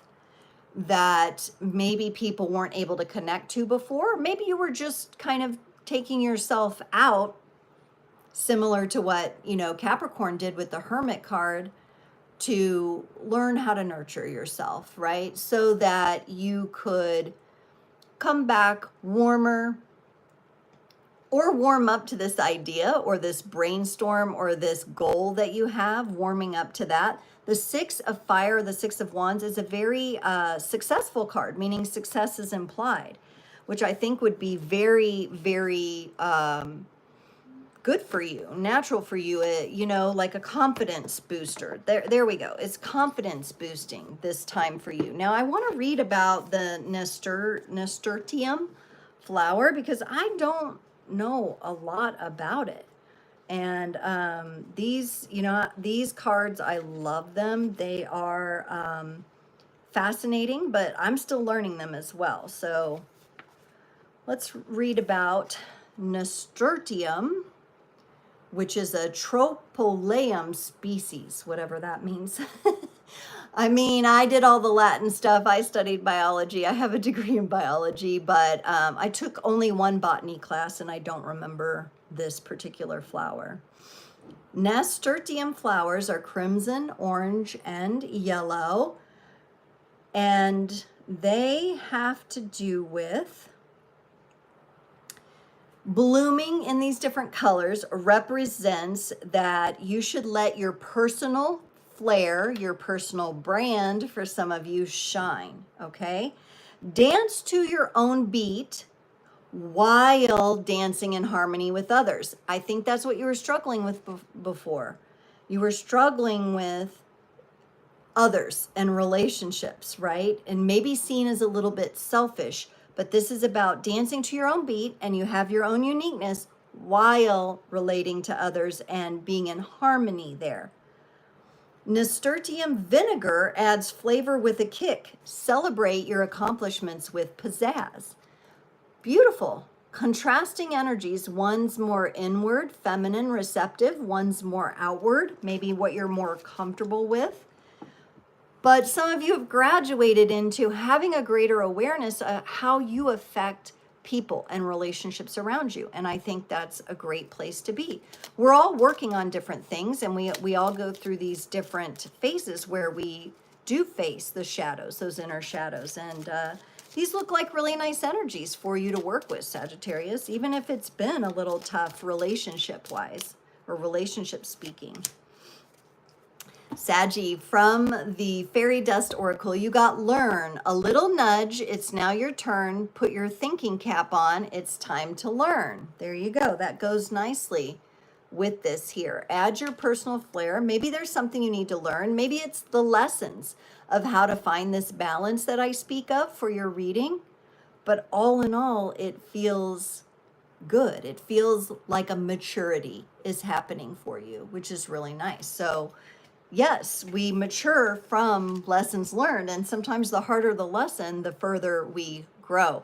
All right, let me know you're still here, everybody. Say hello, drop a little comment. How are you feeling? How are you feeling? Did you fill out the poll? Your goal for the Mercury retrograde post-shadow, what was it? You can also drop it in the comments, and we're going to move on to Aries next. We're going to stick with fire. And that's something I'm used to because I'm always having hot flashes. Woo! Jason's ready for the freaking weekend. Yeah? Yeah. Yeah. Is anybody else on the Monday through Friday thing where like the weekend is a thing? I don't know. Like I work on the weekends a lot of times, but I love the work I do. So I'm really trying to turn my life in that direction, and it's been a huge process, but I'm just curious. Do you look forward to Friday, or are you working on arranging your life where every day you feel that weekend freedom every day? I'm just curious because I know everybody's in a different place. When I worked in the corporate world, Jason says it's still a vibe. Jason's very fun, and he likes to have fun. So if there's a weekend vibe or a beach vibe, you know, he's into it. But yeah, that's what I'm trying to make every day a Friday for myself. That vibe of like, All right, what am I going to do next? How exciting is that? And I think the weekend energy can remind us to relax, maybe to do the social things like Capricorn's being encouraged, maybe to have a little, you know, no strings attached social activity, that kind of a thing. But Aries would like to take center stage now, so let's get into that. Aries energy. What has been the learning for Aries during this Mercury retrograde in Leo? And wow, a lot of pentacles learning, a lot of practical learning going on for the sign so far. You got the Six of Pentacles, charity. Very interesting. So Aries, you may have felt like this Mercury retrograde time has been a time for you to pay back or pay some dues, tithe or donate. It could be through donating your time, your energy. Some of you may have found yourself in that position. I do get a sense that maybe at first you're unsure about this energy, but that it somehow is bringing, meant to bring a balance to your life. So maybe some of you are philanthropists or have found someone or something that you can assist, whether it be with your knowledge and time, your energy, or you were meant to learn this Mercury retrograde how to give. A lot of times, Aries, if we look into your shadow a little bit, we know that you can plow ahead and you'll just kind of bulldoze through things, maybe without being super aware of who and what is going on around you. So for some Aries, this is one population of Aries where you get pulled out of maybe some more stingier, greedier, Scrooge kind of energies and into a feeling where, oh, this is my time to give back. There's some lessons here you're meant to learn around giving, okay? And not necessarily just running toward what you need to get done, but actually giving more presence, giving more, time, giving more energy to someone or something, or a group of someone or something. So charity, giving of yourself in a deeper way is what you have been meant to learn, Aries. There's also that saying, and I'm kind of hearing it, so I'm going to bring it up. Charity starts at home. So making sure that your own finances are intact and that you have enough that you can give from that space as well. And I'm getting a lot of tension in my throat. Maybe some of you don't realize how powerfully you can give. If you don't have money and resources to give, you can give through your voice. Some of you may be singers, have a really good singing voice. Some of you may be good storytellers. Wow. And it's the energy. Aries energy breaks through. It really wants to come out. It really wants to break through and come out. I think you're meant to learn to give through your voice, through song, or through money and gifting and resources and sharing those resources, which is a beautiful thing. We live in a world that is just a lot of one-upmanship and competition and greed off the scale and erratic behaviors and all of this. What grounds us, in addition to those beautiful fur babies that we got way back in the beginning, is our ability to come into a place of that beautiful cycle of giving and receiving that feels so good. And not because of the ego. Oh, it looks good to give, oh, I've got all this money, so I'm just going to give it. And look, I was the top donor. It's not that energy. It's the energy of a genuine giving of your time, your energy, your voice, your resources. What's next for Aries then? Okay, so they were meant to learn this. What's up next? Ooh, interesting. Aries got the Hermit, number 9, Usnia or Usnia, which must be what you can make a wreath with here. Something is coming full circle for you, Aries. And I think these lessons of like how you're dedicating your time, your energy, your resources is very important. I think Michael Diamond, happy birthday. Everybody wish Michael happy birthday. I did wish you a happy birthday when I was doing the Leo reading, but now I'm on Aries. So happy birthday to you. We're glad to have you here, and happy Leo season. So for Aries here though, here you are, you've been learning how to be in the reciprocal energies, giving and receiving from a more genuine place, a cycle, a circle. You're bringing something full circle here. And I really think your next move, Aries, is going to be about integration, integrating and bringing this all together. Okay, you've got a feather here, so I'm just going to call that out. Maybe a hawk or a owl feather. There's 3 quartz crystals at the top as well. You know, Aries, it feels like when your lessons were around charity, giving of your time, your voice, your energy, it honestly is meant to bring you into alignment. So I think, you know, you're so used to putting yourself out there.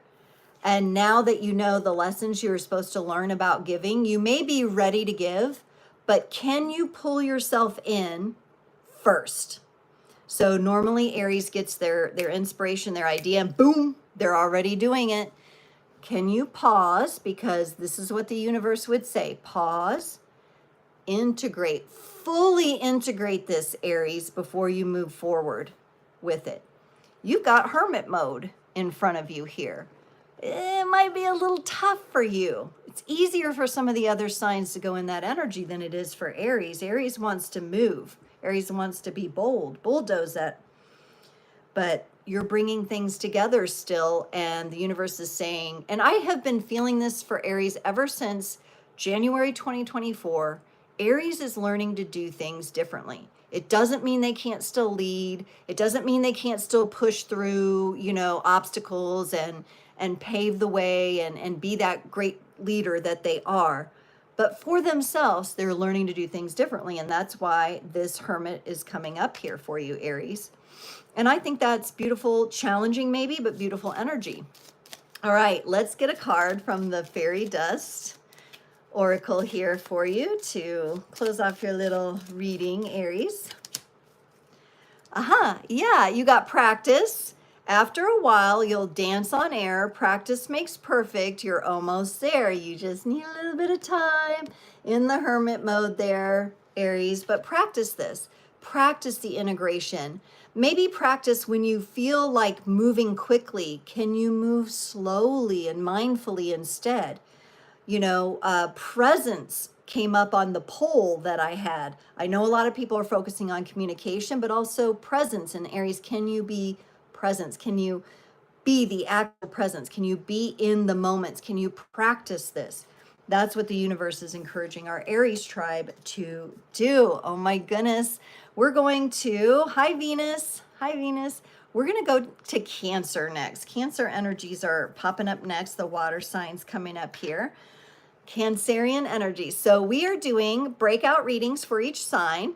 And just a reminder that when I read, I'm reading for Sun, Moon, Rising, and North Node placements. So you can actually, on the replay, you'll be able to go back, pick the timestamp, and watch all 4 of your placements.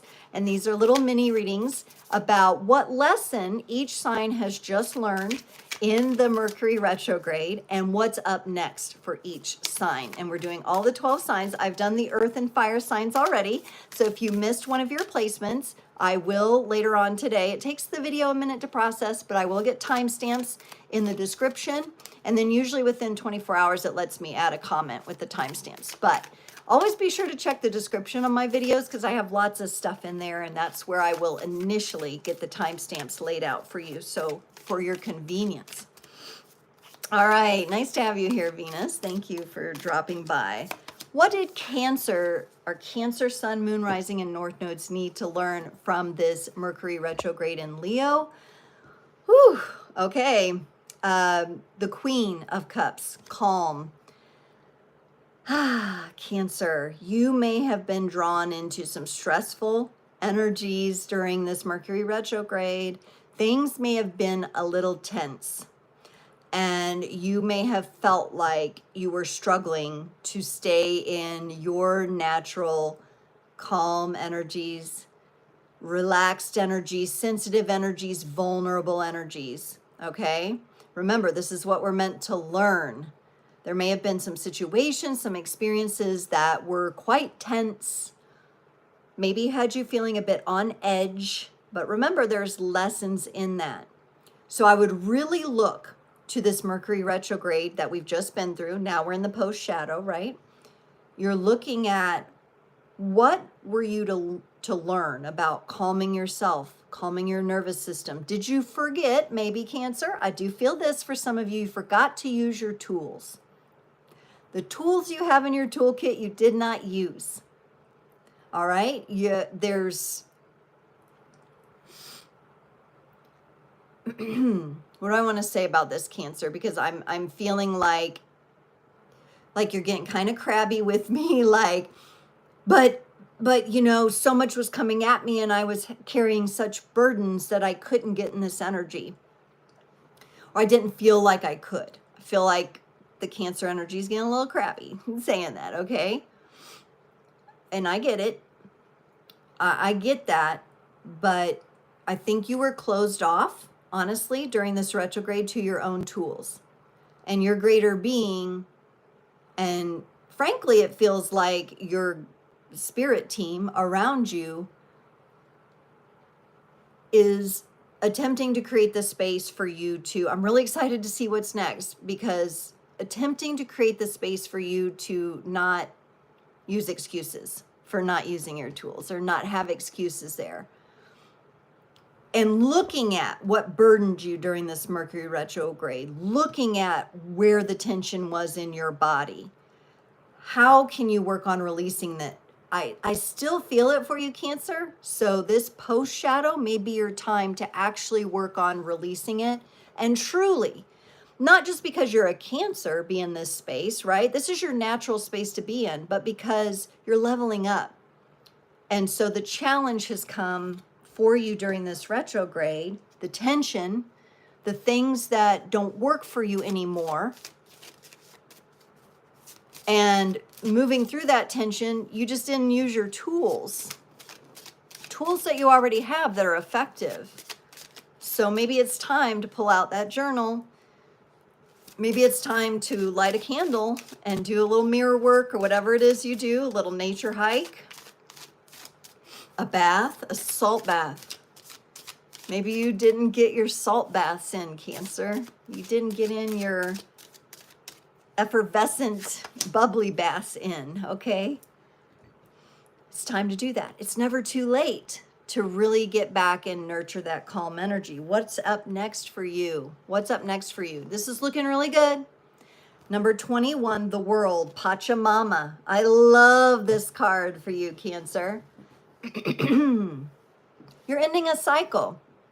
You're ending a cycle. And sometimes when we go to end a cycle, the worst hits us before the end. And I feel like for some of you, that's where the stress and tension came from.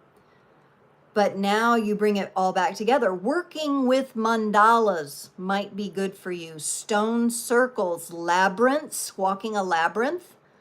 When we look at this energy, making your own mandala from nature's tools might be very, very helpful for you, because you don't want to enter a new cycle, right, Cancer? You don't want to enter a new cycle unrestored, not being in a calm energy. In fact, the dragging out of the ending of a cycle will happen unless you're in the right energies and the right attunement to step into the new.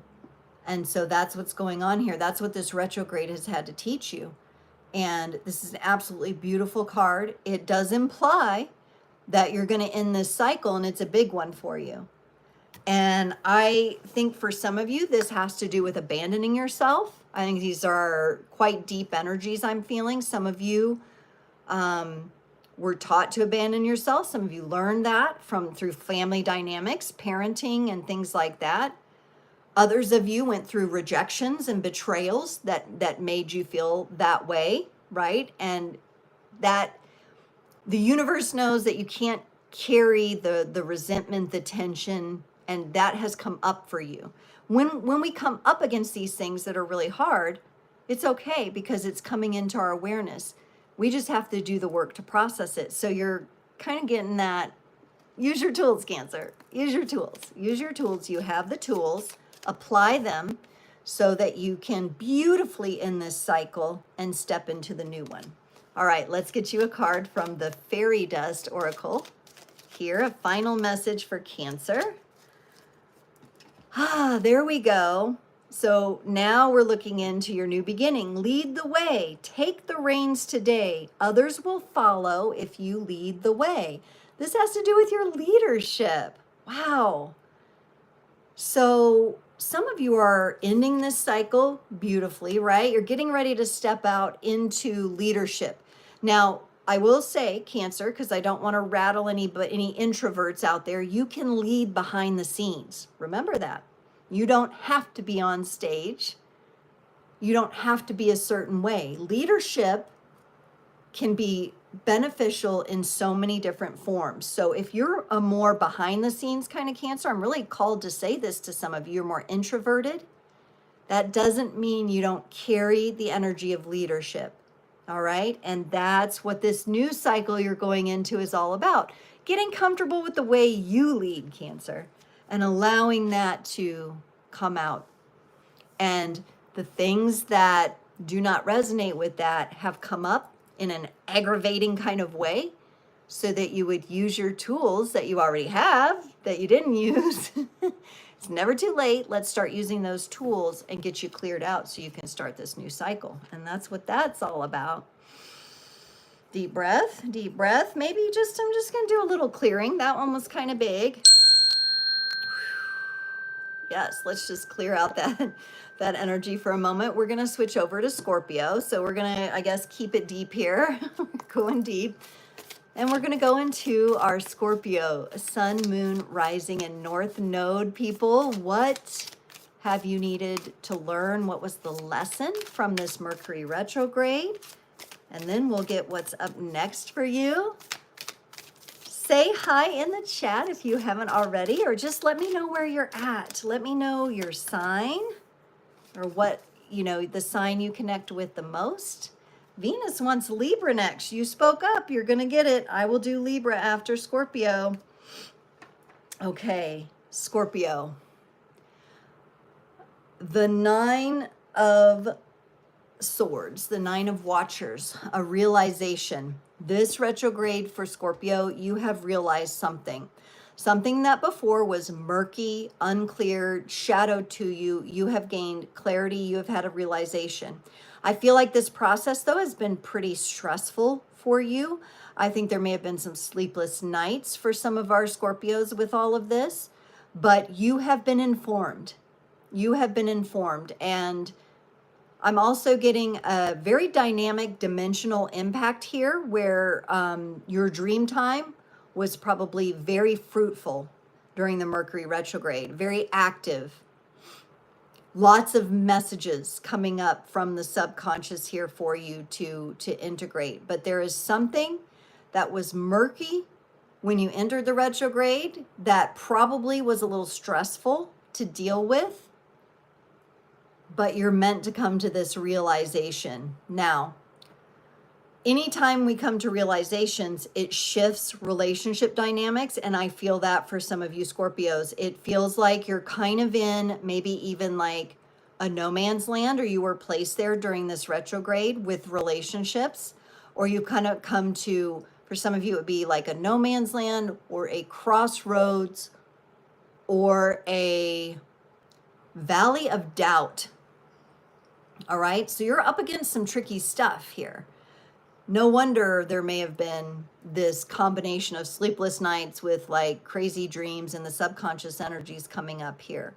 But you've been informed. You're meant to come to some very important realization, Scorpio. Okay, very important realization. Let's see what's up next for you, okay? Because you're usually pretty darn good at integrating once you come to a realization, but let's see maybe some help on that, or just what's in the vibe. You've had the realization, what's next? Oh, wow. Okay, Scorpio, no, you're not off the hook yet. Sorry, Scorpio, but when you go deep in, you go deep in, right? And you're one of the most transformative signs. I mean, you're actually symbolized in the death card, death and rebirth cycle in the tarot. And here you have the Five of Pentacles. These pentacles have been coming up. Slippery elm. And this is a new tree. It looks to be struggling a bit. It looks to be trying to find its way to grow, trying to establish its strength. It's got a protection or around it, but it's possibly become bound in there. It's got some cables like going down on each side, trying to straighten it out. So you've come to this realization, but you're not quite ready yet to act on this. There maybe you need to get your story straight with someone. I'm feeling that for some of you. There's been a big misunderstanding or a big realization about what you do or don't want in your life, Scorpio, and now we have to straighten some things out with people. It's a slippery elm. I'm going to say like slippery slope. It feels like you may continue in this post shadow to have a little bit of a struggle to grasp on to how you're going to move forward with this. That's okay. This is what transformation's all about. For some of you, this harkens back to a realization. Maybe some of you had a memory recall from childhood that wasn't so pleasant. Some of you may have journeyed into childhood wounding, and some things have come to light here. You've had the realization, but not positive ones, ones that need healing, ones where you need to straighten yourself out with this, or you need to straighten out relationships, conversations, and things like that.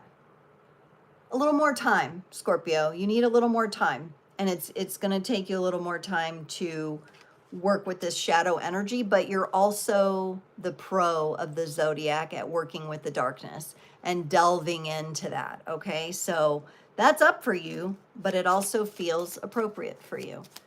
And we all know that you're going to transform through it, but give yourself some time, because whatever you've realized has been significant and big. And my heart, I'm feeling in my heart for you, you know? So I send you love, because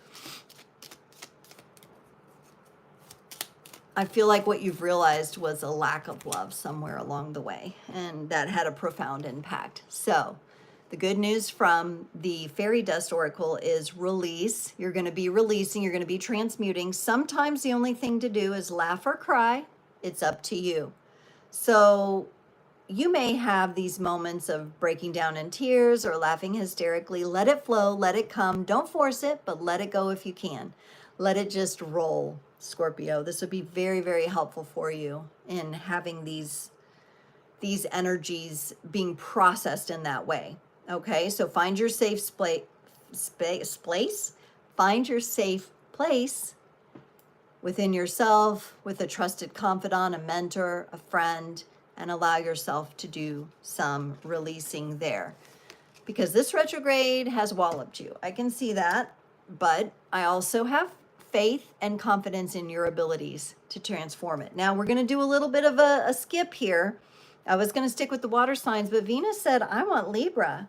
And my daughter's a Libra, you know, and so she'd be like, Mom, you need to do Libra first. What were you thinking? You know, that's how, because she's sassy. She's a sassy Libra. My little Morky dog Blaze is also a Libra. And he certainly brings that beautiful Libra balance to our lives. Okay, so what was this Mercury retrograde all about for Libra? Let's see what's going on for Libra. I'm glad you spoke up, Venus. It's important. It's important to let me know what you want to hear. If you're here for Libra, Sun, Moon, Rising, and North nodes, What was the lesson of the retrograde for you? Okay, I love this because I just want to say I'm hearing like a bell ringing. Maybe I should do that because that's what I was hearing, but not a chime like I have, more like a bell ringing, a big bell. So bells may be important, or bells, whistles going off for you. The Nine of Pentacles, your freedom, okay? Your freedom is what came up as a lesson for your retrograde. Maybe looking at the ways in your life where you didn't feel free. Maybe looking at the ways that you can reasonably build for yourself, okay? Here we have the wolf on the, kind of on this precipice. So in the mountains and on this precipice, and this wolf has a darn good viewpoint here. So Libra, you gained some good insight during this retrograde about what freedom means to you and how you're going to want to arrange your life, because the Pentacles is about the practical world, how to arrange your life in order to live in this freedom, okay? Freedom is a huge topic. Now, Libra, just because you've connected with this energy doesn't mean you're fully there yet, doesn't mean it's fully embodied. Give yourself time to really relate to this energy of freedom and what that means to you. Does that mean that you don't have a boss anymore and you become an entrepreneur and you work your own for yourself, right?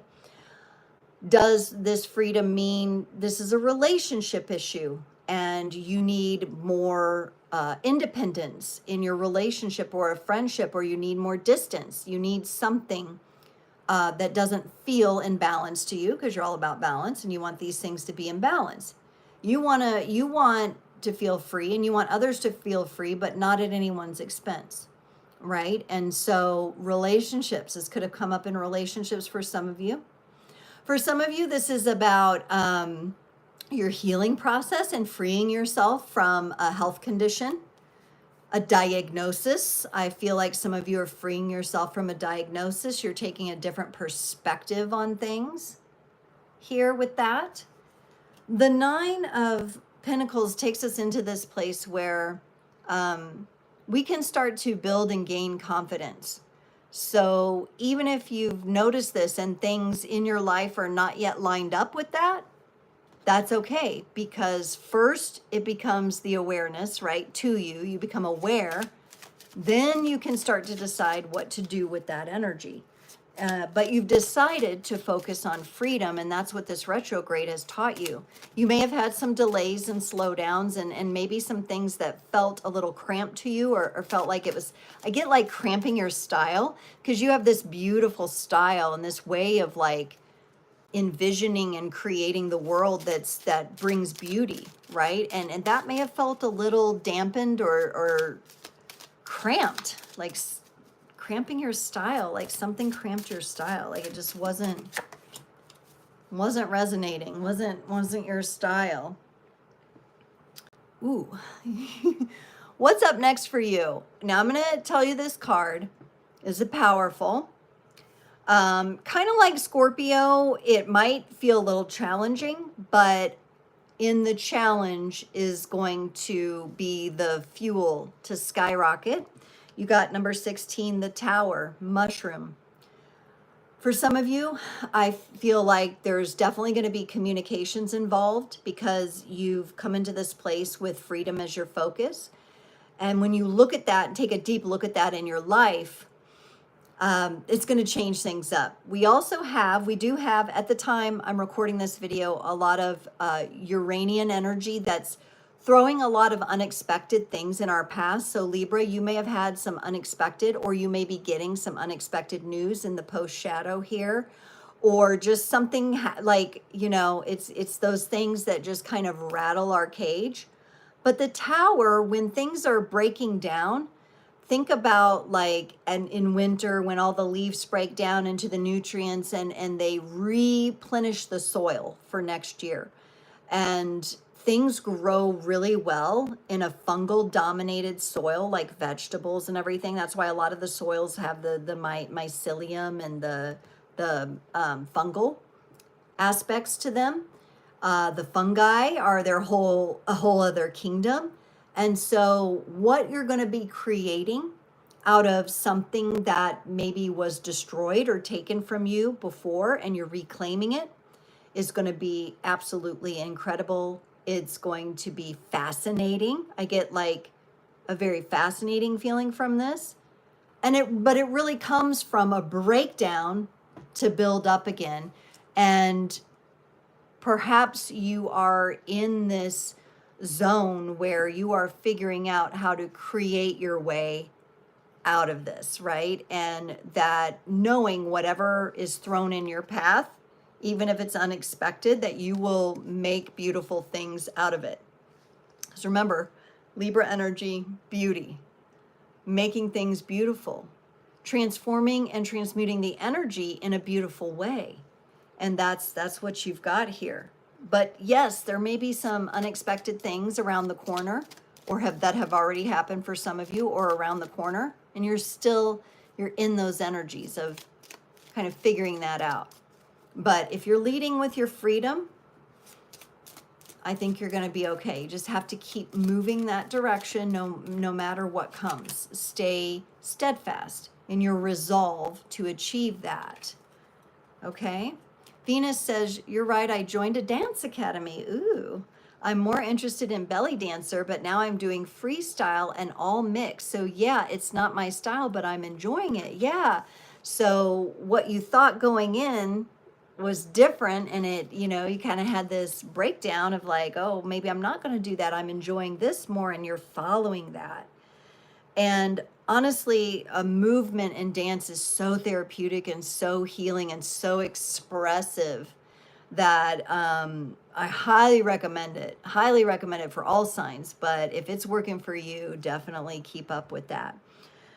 You also got rain. I think rain is going to be important for you. The sound of rain. Rain comes today. Let all your troubles wash away. So the next time it rains, even if you were like looking forward to this beautiful sunny day and this tower strikes and a storm strikes, can you be present with the rain? Can you just imagine as the rain is washing down, cleansing everything, that your troubles, that your stress goes with it? Honestly, your energy feels really ripe to be able to do this, Libra. It feels really strong. Like, I'm not feeling like you can't handle this. I don't think this is a tower that's going to take you down. It's a tower that breaks things down so new things can grow. And it's growing from the inside out in your energy, which is beautiful. So thank you. Thank you, Venus, for coming by with that. Yeah, belly dancing. Wow, yeah, that's something I should be doing. I really, there's a lot of release that happens through the hips, but also I've been so trained or in my early years to dance a certain way, tap, jazz, ballet, certain forms, certain styles, that freestyle sounds amazing to me as well. So that's awesome. A dance academy. That sounds like so much fun. Let's hit up Pisces next. Let's go deep into the emotional energies of the water, the depths of water with Pisces here. Let's see, what have our Pisces sun, moon, rising, and north nodes had to learn from this Mercury retrograde? So let me know if you have a Pisces placement, if you are one who may have that. And you got the Two of Wands discovery, Pisces.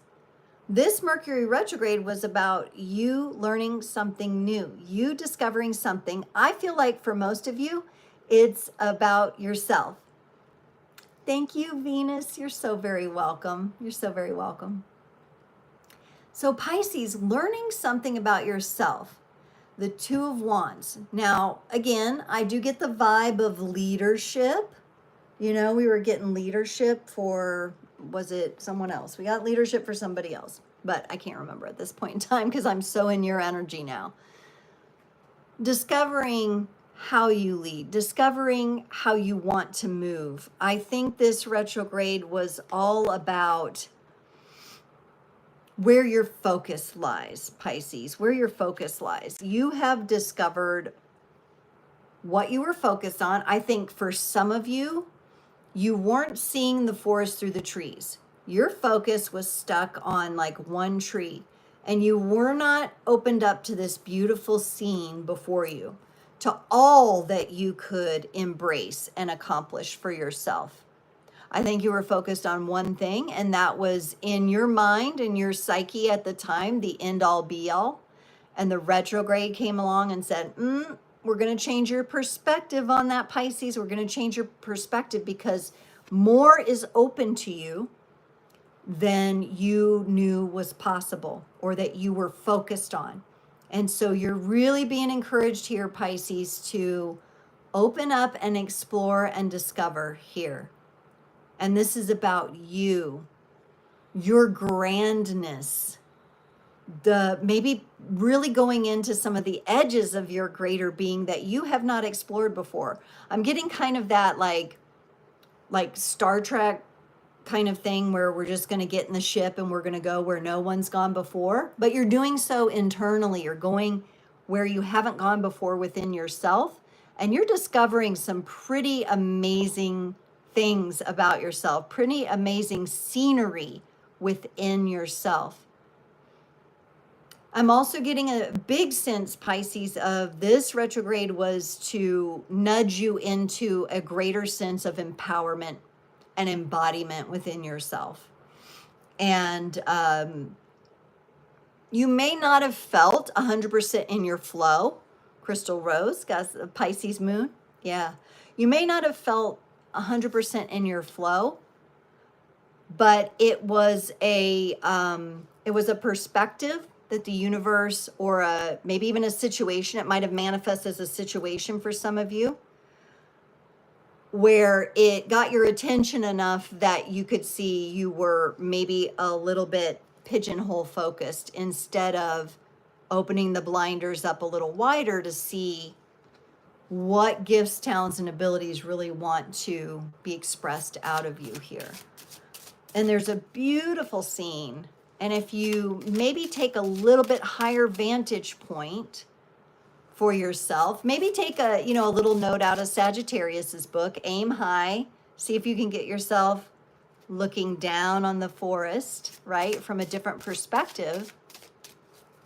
There's some gifts in there. There's some gifts. I'm literally seeing like a present being opened. There's some gifts in there for you, Pisces. So what's up next? What's up next for our Pisces tribe with these energies here? Okay, we get the Queen of Swords, Motherwort energy, Queen of Swords energy. Pisces, this is powerful. This is confident. This is, when I think of the Queen of Swords, she can have a sharpness. She can have a little bit of a chill to her, like a winter queen kind of energy, like a cold winter wind. But she also is quite resolute and quite strong in her energies. And I feel like you are tapping into this aspect of yourself. Whether you're a male or female, you're tapping into these energies of strength. You may be doing so behind the scenes right now. This may be more in you letting these energies percolate within your soul, of really feeling your confidence, your strength, your skill, your sharpness, your abilities, now that you're looking at a bigger picture here, all right? And you're beginning to work with those energies here as she's like harvesting the mugwort. I do want to get, not mugwort, I said mugwort maybe for a reason, so maybe it's mugwort too, but this says motherwort. And I want to see what that means, because I haven't worked with motherwort before, but I'm interested to hear if I can find it, where our madres are here. Here we go. All right. It says here, quick bite, deep nourishment. Say what you mean and mean what you say. Be fierce, in service to the heart of the matter. And let's see what it says about motherwort. Motherwort softens those with a spiky disposition. And I think that's one of your gifts, Pisces. When I think about a Pisces, I don't think of somebody with a spiky disposition, but I think that you're good for people like that. But have they been good for you? Some of you, this has come through in relationships. Some of you are maybe finding your power with a relationship or a work environment. It does say here, embrace your own sharp edges. They create a container for your tenderness. I love that. Embrace your own sharp edges, Pisces, which I don't even know how you could have any. They would still seem soft to me in your energies, but maybe this is about boundaries. Maybe this is about boundaries and setting some healthy boundaries around what you're willing to give to and what you're not, because you're very giving. You want to be able to come from that calm and loving center, but sometimes people would take advantage of that. And I think this retrograde has shown the light. It's been an energy that's been eclipsed for you during this retrograde so that you honestly see the bigger picture of yourself. Maybe your focus was in on, I'm Pisces, I'm soft, I'm loving, I'm kind, I'm caring, which are beautiful, and the world absolutely needs you. But if somebody was taking advantage of that, you might have been stuck in a little bit of a codependent kind of situation, right? And that can happen in relationships, friendships, work, the whole 9 yards. You also have the Pisces North Node, and we're collectively in the Pisces North Node right now. Yes.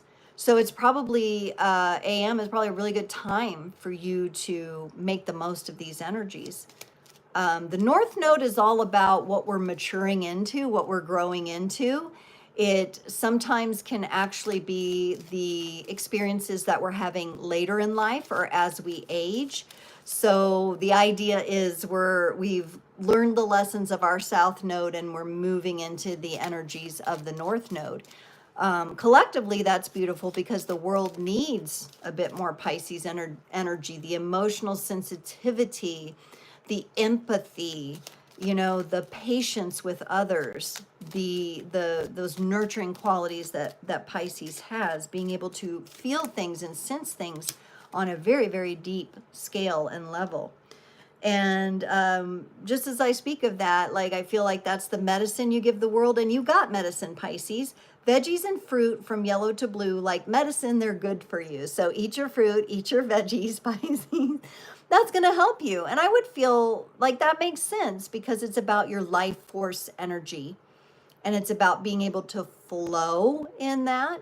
And vegetables and fruit are wonderful. They give us the vitamins, they give us the fiber, they give us those things, right? And so, interesting. I think this is a little challenging for you right now because you have kind of discovered your own spiky edges from having spiky edges happen in situations outside of you. But how can you honor yourself and be that medicine and also accept that medicine for yourself, right? Because I think a lot of times Pisces tend to get into being the medicine, but are you receiving the medicine as well, right? Are you receiving that medicine? So maybe that will come to you through a relationship to fruits, vegetables, plants, what you're putting into your body, which in our world, it can be tricky to figure that out. So some of you may be harvesting a new idea about how you want to nourish the body. Okay? Wow, thank you. I hope you enjoyed that. Thank you, AM and Crystal Rose. Thank you very much. Okay, we've got 2 air signs left. We're going to go to Aquarius, and then we'll close it off with Gemini. So we are on Aquarius. So do I have any Aquarius, Sun, Moon, Rising, North nodes out there? Let's see what this Mercury retrograde was about for our Aquarius. Oh. This is really funny. I just got a whole vibe from Aquarius that was like, we're not just sitting down holding hands and singing Kumbaya here. This is the kind of vibe I get. There's Aquarius's Mercury retrograde, if you were around Aquarius, sun, moon, rising, or north node, or you have this in you, you might have felt this tension with the Five of Swords. Lots of fives have come up, but fives pull us into the edges, pull us into our corners. They help us realize things. This reminded me a lot of Virgo. Virgo had that, they actually had like disagreement. Let me see if I can find it. Yeah, the bears. Look at this. And now here's Aquarius talking about the tensions. And I really got that, like, I'm not just going to sit around and sing Kumbaya with you all. I might be the humanitarian, but, you know, I'm going to speak my mind as well. And I think this might have ended up in some a little bit of a tug of war for our Aquarians during this retrograde here. And I feel like this has to do with lessons of preservation of one's energies. So maybe in your attempt, Aquarius, to preserve your own energies, it butted up against someone else's attempt to preserve their energies, or even to maybe even disturb. Some of you, a population of Aquarians out there, you dealt with someone encroaching on your space in a negative way, attempting to take you off. Some of you, especially if you are out there as an Aquarian and you're holding space for a container for a group, someone may have tried to poison the well. That's what it feels like. And so the Aquarius in you that would be the humanitarian and want to see the rise in consciousness and make the best of this group dynamic or situation, you may have found yourself stepping up and saying, no, that's not going to happen. And it caused a tension.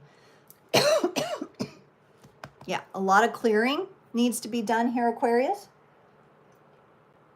I definitely feel like your energies still need some clearing. So be aware, whoever this involves, I don't know if you're still around them. I don't know if you were like leading a group and you may have had to take someone out of the group you were in. And you know, when leadership has come up a lot in these lessons for the retrograde for multiple signs. When you're in that role, it is your job to protect the sanctity of the group. So if you're in some sort of position, somebody could have been vying for that position, trying to kind of take over or manipulate the situation. And you've come into this dynamic where you had to meet that head on, okay? And it doesn't feel the best. So I'm just going to be honest, in the vibe I'm getting, this doesn't feel the best. It feels toxic. And at the same time, when we get pulled into such an edge as we might with this Five of Swords energy, that is where some of the greatest growth potential lies. And so I do want to say to you, and I believe this for all of us, and I do believe that each of you have this most creative soul that came here to grow, came here with agreements, came here with contracts that you're releasing. This could be, for some of you Aquarians, a contract that is being released and fulfilled. It's kind of coming through in the not best feeling way, but the lesson will be learned. That's what I'm hearing. The lesson will be learned. And I honestly don't think you've been handed more than you can handle. AM says, yeah, I met it head on. All right. Yeah. And I think you had no choice. Like, this was not it, because it was right for you to meet it head on. It was what needed to be done. And Aquarians kind of get a bad rap sometimes for being a little bit cold. But it's kind of like putting an ice pick like into the situation, like especially if it's manipulative energy or toxic energy coming in. Friends, Mars on my ascendant and Libra, yeah, feels like contract fulfilled happened before. Yeah, I mean, at the end of the day, the Aquarians hold the energy. Okay, that is and I'm feeling it. I'm feeling like I want to stretch. I want to reach my arms up. The kind of beautiful energy that Aquarians bring to the world is that they understand the container of 3D reality, and what they truly want in their heart of hearts is a better world for all, right? And they do have that humanitarian vibe, but they also understand the dynamics of the container, and if someone or something is trying to poison the well, because they are always what's the word, designed to be dedicated to the greater good for all, they're going to tap into that energy. And if someone is trying to destroy that energy, they're going to speak up, stand up, face it, right? AM says, I'm better at speaking up. Yes, and that's how we get there, right? Now you'll have to look at too your other placements, right? So making sure you kind of look at the other dynamics in your chart might help you with that, because you may have some other more sensitive areas. People who are more sensitive just in nature, and empaths and highly sensitive people, HSPs, artists, people who are usually attracted to my channel sometimes struggle, and myself included, with standing up for ourselves, but also for the greater good. And your Aquarians are directly connected to that. That's my point. What's up next for you? Honestly, this feels very, very, very empowered, okay? Ooh, you have Moon in Cancer and Uranus in Cancer. Ooh, yeah. So this is right up for you right now. Wow. Powerful. Powerful. But this is looking good. I actually really like this energy for you. You got number 4, the Emperor, hemlock.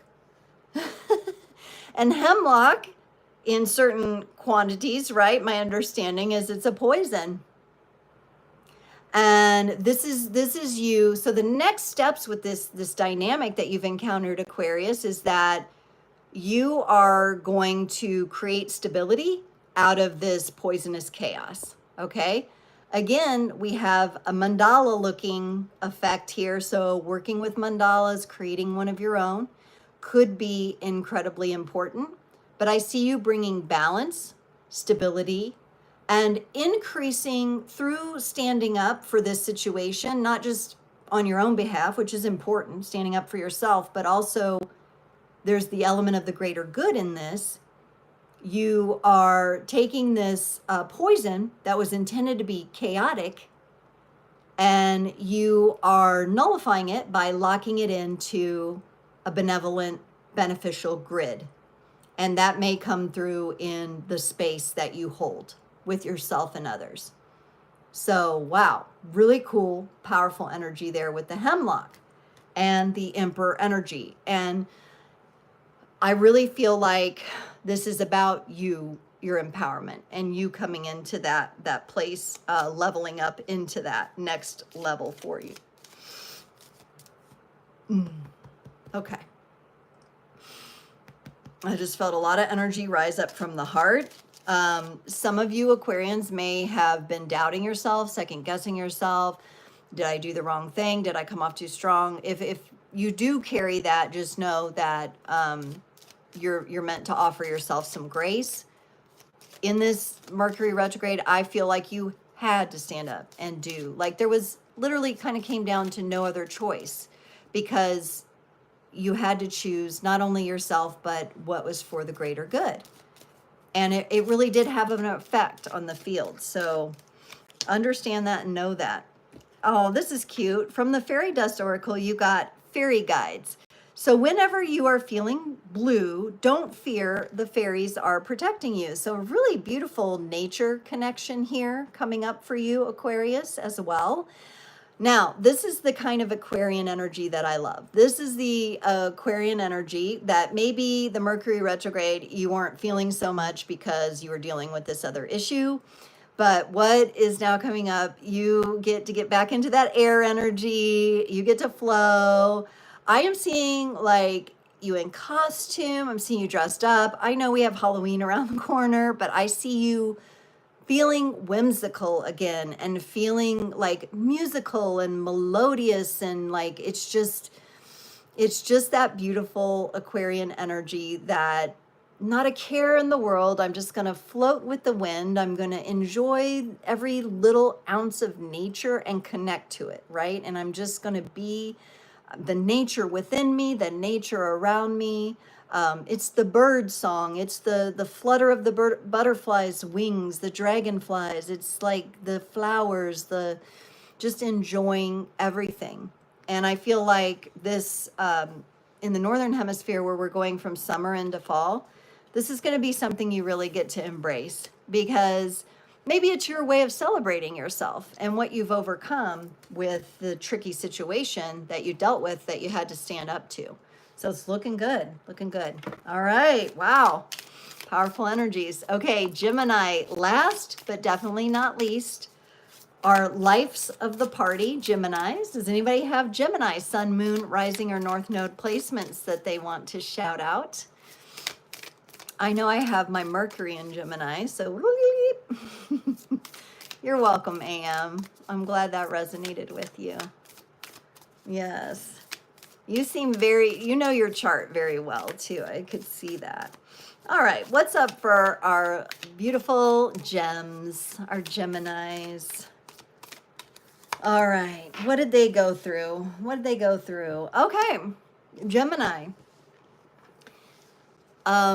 You got the 10 of Wands energy, and we have this beautiful wolf print in the dirt, in the mud. But if you look real closely, the wolf print and the paw print looks like wood. So we have a wood element here, and we have responsibility. So I'm getting several different groups of Geminis here. For some Geminis, I feel this was you deepening your responsibility to something that was very important to you. Child rearing, upbringing a child, deepening your responsibility to yourself, to your self-care perhaps, deepening your responsibilities in what you're participating in. So if, in other words, you may have... some of you may have gotten a promotion or additional responsibility in the workplace. Do make sure you're being paid for that, for that extra work you're doing, right? If that's the case. But for others of you, I feel like this has been lessons in taking accountability and responsibility. So for some of the more shadow aspects that the Mercury retrograde could have revealed for Gemini might have to do with speaking before you really thought through or processed something. There may have been some words and you had to take responsibility. You may have had to take responsibility for getting in a place where you could authentically apologize to someone about something that you did or said. Okay, so this could come through in different ways. I'm getting different groups of you here. It's like there's more voices in the choir here, and Gemini is very active, so there's a lot of bouncing around here. Some of you may have had multiple things happen like that, where it's understanding and delineating between your responsibility and someone else's responsibility. Some of you are working through that on an emotional level. Some of you have realized during this Mercury retrograde, you Geminis, you've taken on too much. You bit off more than you can chew, and the retrograde energies kind of stopped you or slowed you down. Or you may be judging that. You're judging the pace at which you're moving a little too harshly here. And so that became burdensome, like a burdensome energy to you. Some of you may have been feeling fatigued or more tired during the retrograde period than your normal sparky self, okay? This deck is the Wild Wolf Tarot by Brianna Jolie Sass and Jessica Tompkins. I do believe I got it on Etsy. It is a beautiful deck. I love it.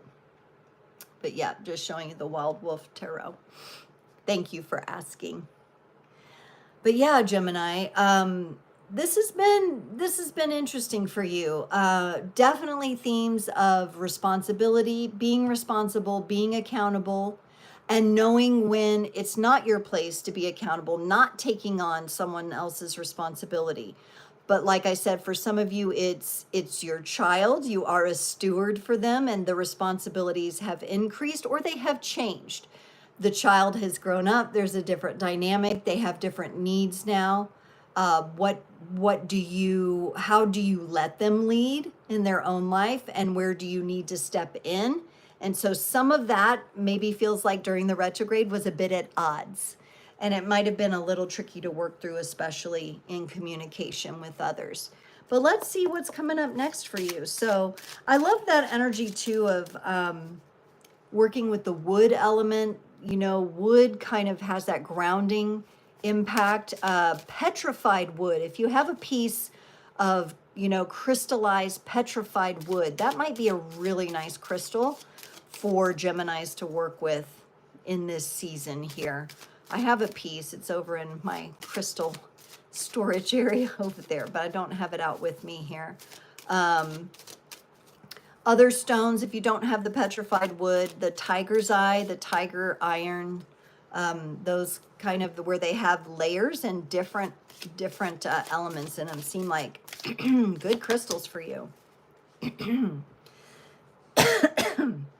What's up next for you, Gemini? Whew, let me get a sip of tea here. And just a reminder to everyone who's joined, make sure you do put a thumbs up on the video if you've enjoyed the content today. I really appreciate that.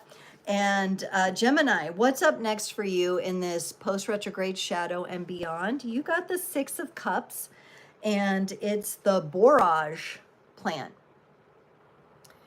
Oh man, I feel like for you, I'm getting kind of this feeling and sensitivity in your skin.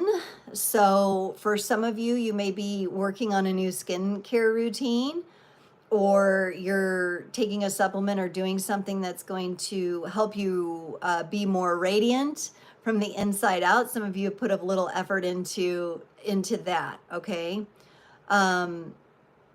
You may be working with oils and tinctures. I don't know who that's for, but for those of you who are doing that, it feels like you're on the right path. Some of you may be a bit of a closet apothecary. You know, you kind of have this ability to work with these things, and it feels really nice. Now, here too, we have what looks like to be some white wine with the little borage flowers floating in them.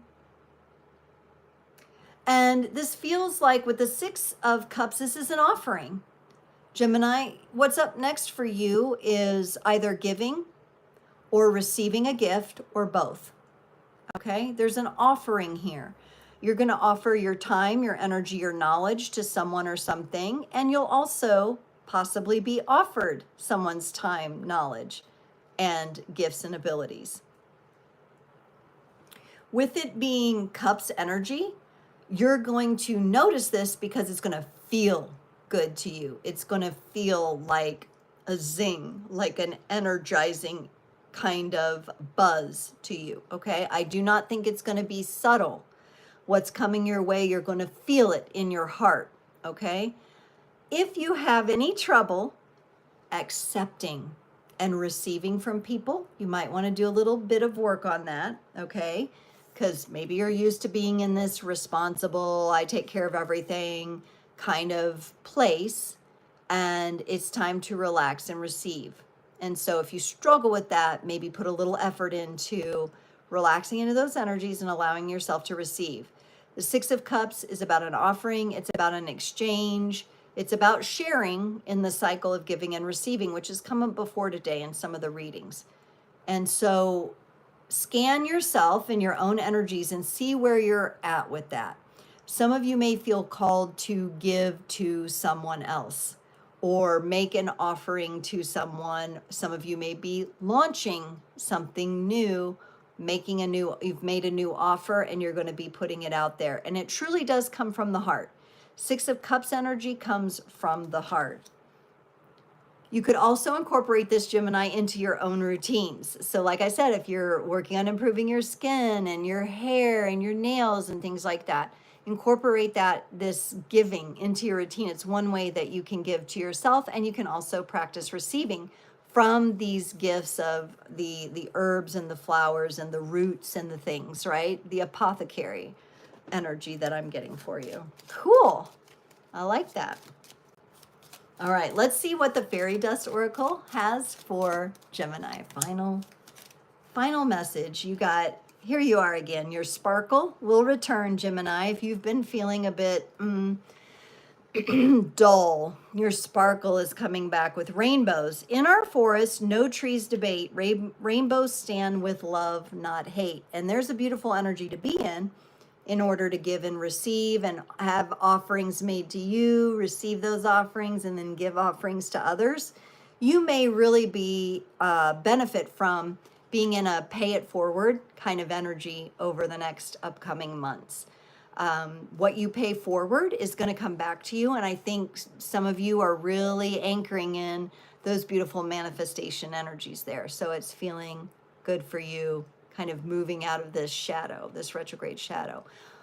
Wow, that is all the signs. And I just want to say thank you to everyone who's been here. I will not be live this Sunday night for the personal mini readings, but I will be a week from Sunday. So, and then I'll be here next Friday, though next Friday we might be doing an afternoon session because I have a friend visiting from out of town and they'll be leaving in the morning. So I may do an afternoon session. So watch my channel announce the time change. Make sure if you are an Instagram, if you're on an Instagram, Threads, and Facebook, find me on there. I'm at Creators on the Crest. You can DM me there, reach me there. I do sometimes run specials on my Instagram stories. So if you're interested in a one-on-one, but I also have links in the description below for my website, for my one-on-one hour-long reading, which is great. We do it via Zoom and we really go into your personal energies. I love to have people provide me with their astrology chart if you have it ahead of time, because that helps me be able to identify when certain energies pop up. If you're dealing with someone in a relationship, I love seeing that too. And we just work through to navigate to bring you the highest and best messages, the clarity, the confirmations that you're looking for. I absolutely love working with people one-on-one. Some of you know I have a membership brewing in the background. I'm really working on beginning to pull that together and define it and see what it looks like. So that's going to be a lot of fun. Stay tuned. That'll be very much a creators community kind of a feel with different layers if you want to work more personally with me. I'm really, really excited about it. I've had a lot of resistance. I have had a lot of obstacles to overcome, a lot of technology blocks and things like that. But I'm really working on facing that. I just want to be real with you all with that. So it's up and coming. It's still being, birthed and formed and shaped and designed. But I know it will come out at the right time. So be sure to watch for that. And I wish you all so much powerful magnetism and love to all the highest and best things that you want in your life. Thank you so much for participating today, for your comments. I absolutely loved the interactions, for participating in the poll that I put up. Really appreciate you testing out that feature with me. I couldn't get the Q&A to work, maybe next time. And then I'm also working on some longer form videos behind the scenes. I have a Leo one that's going to come out here.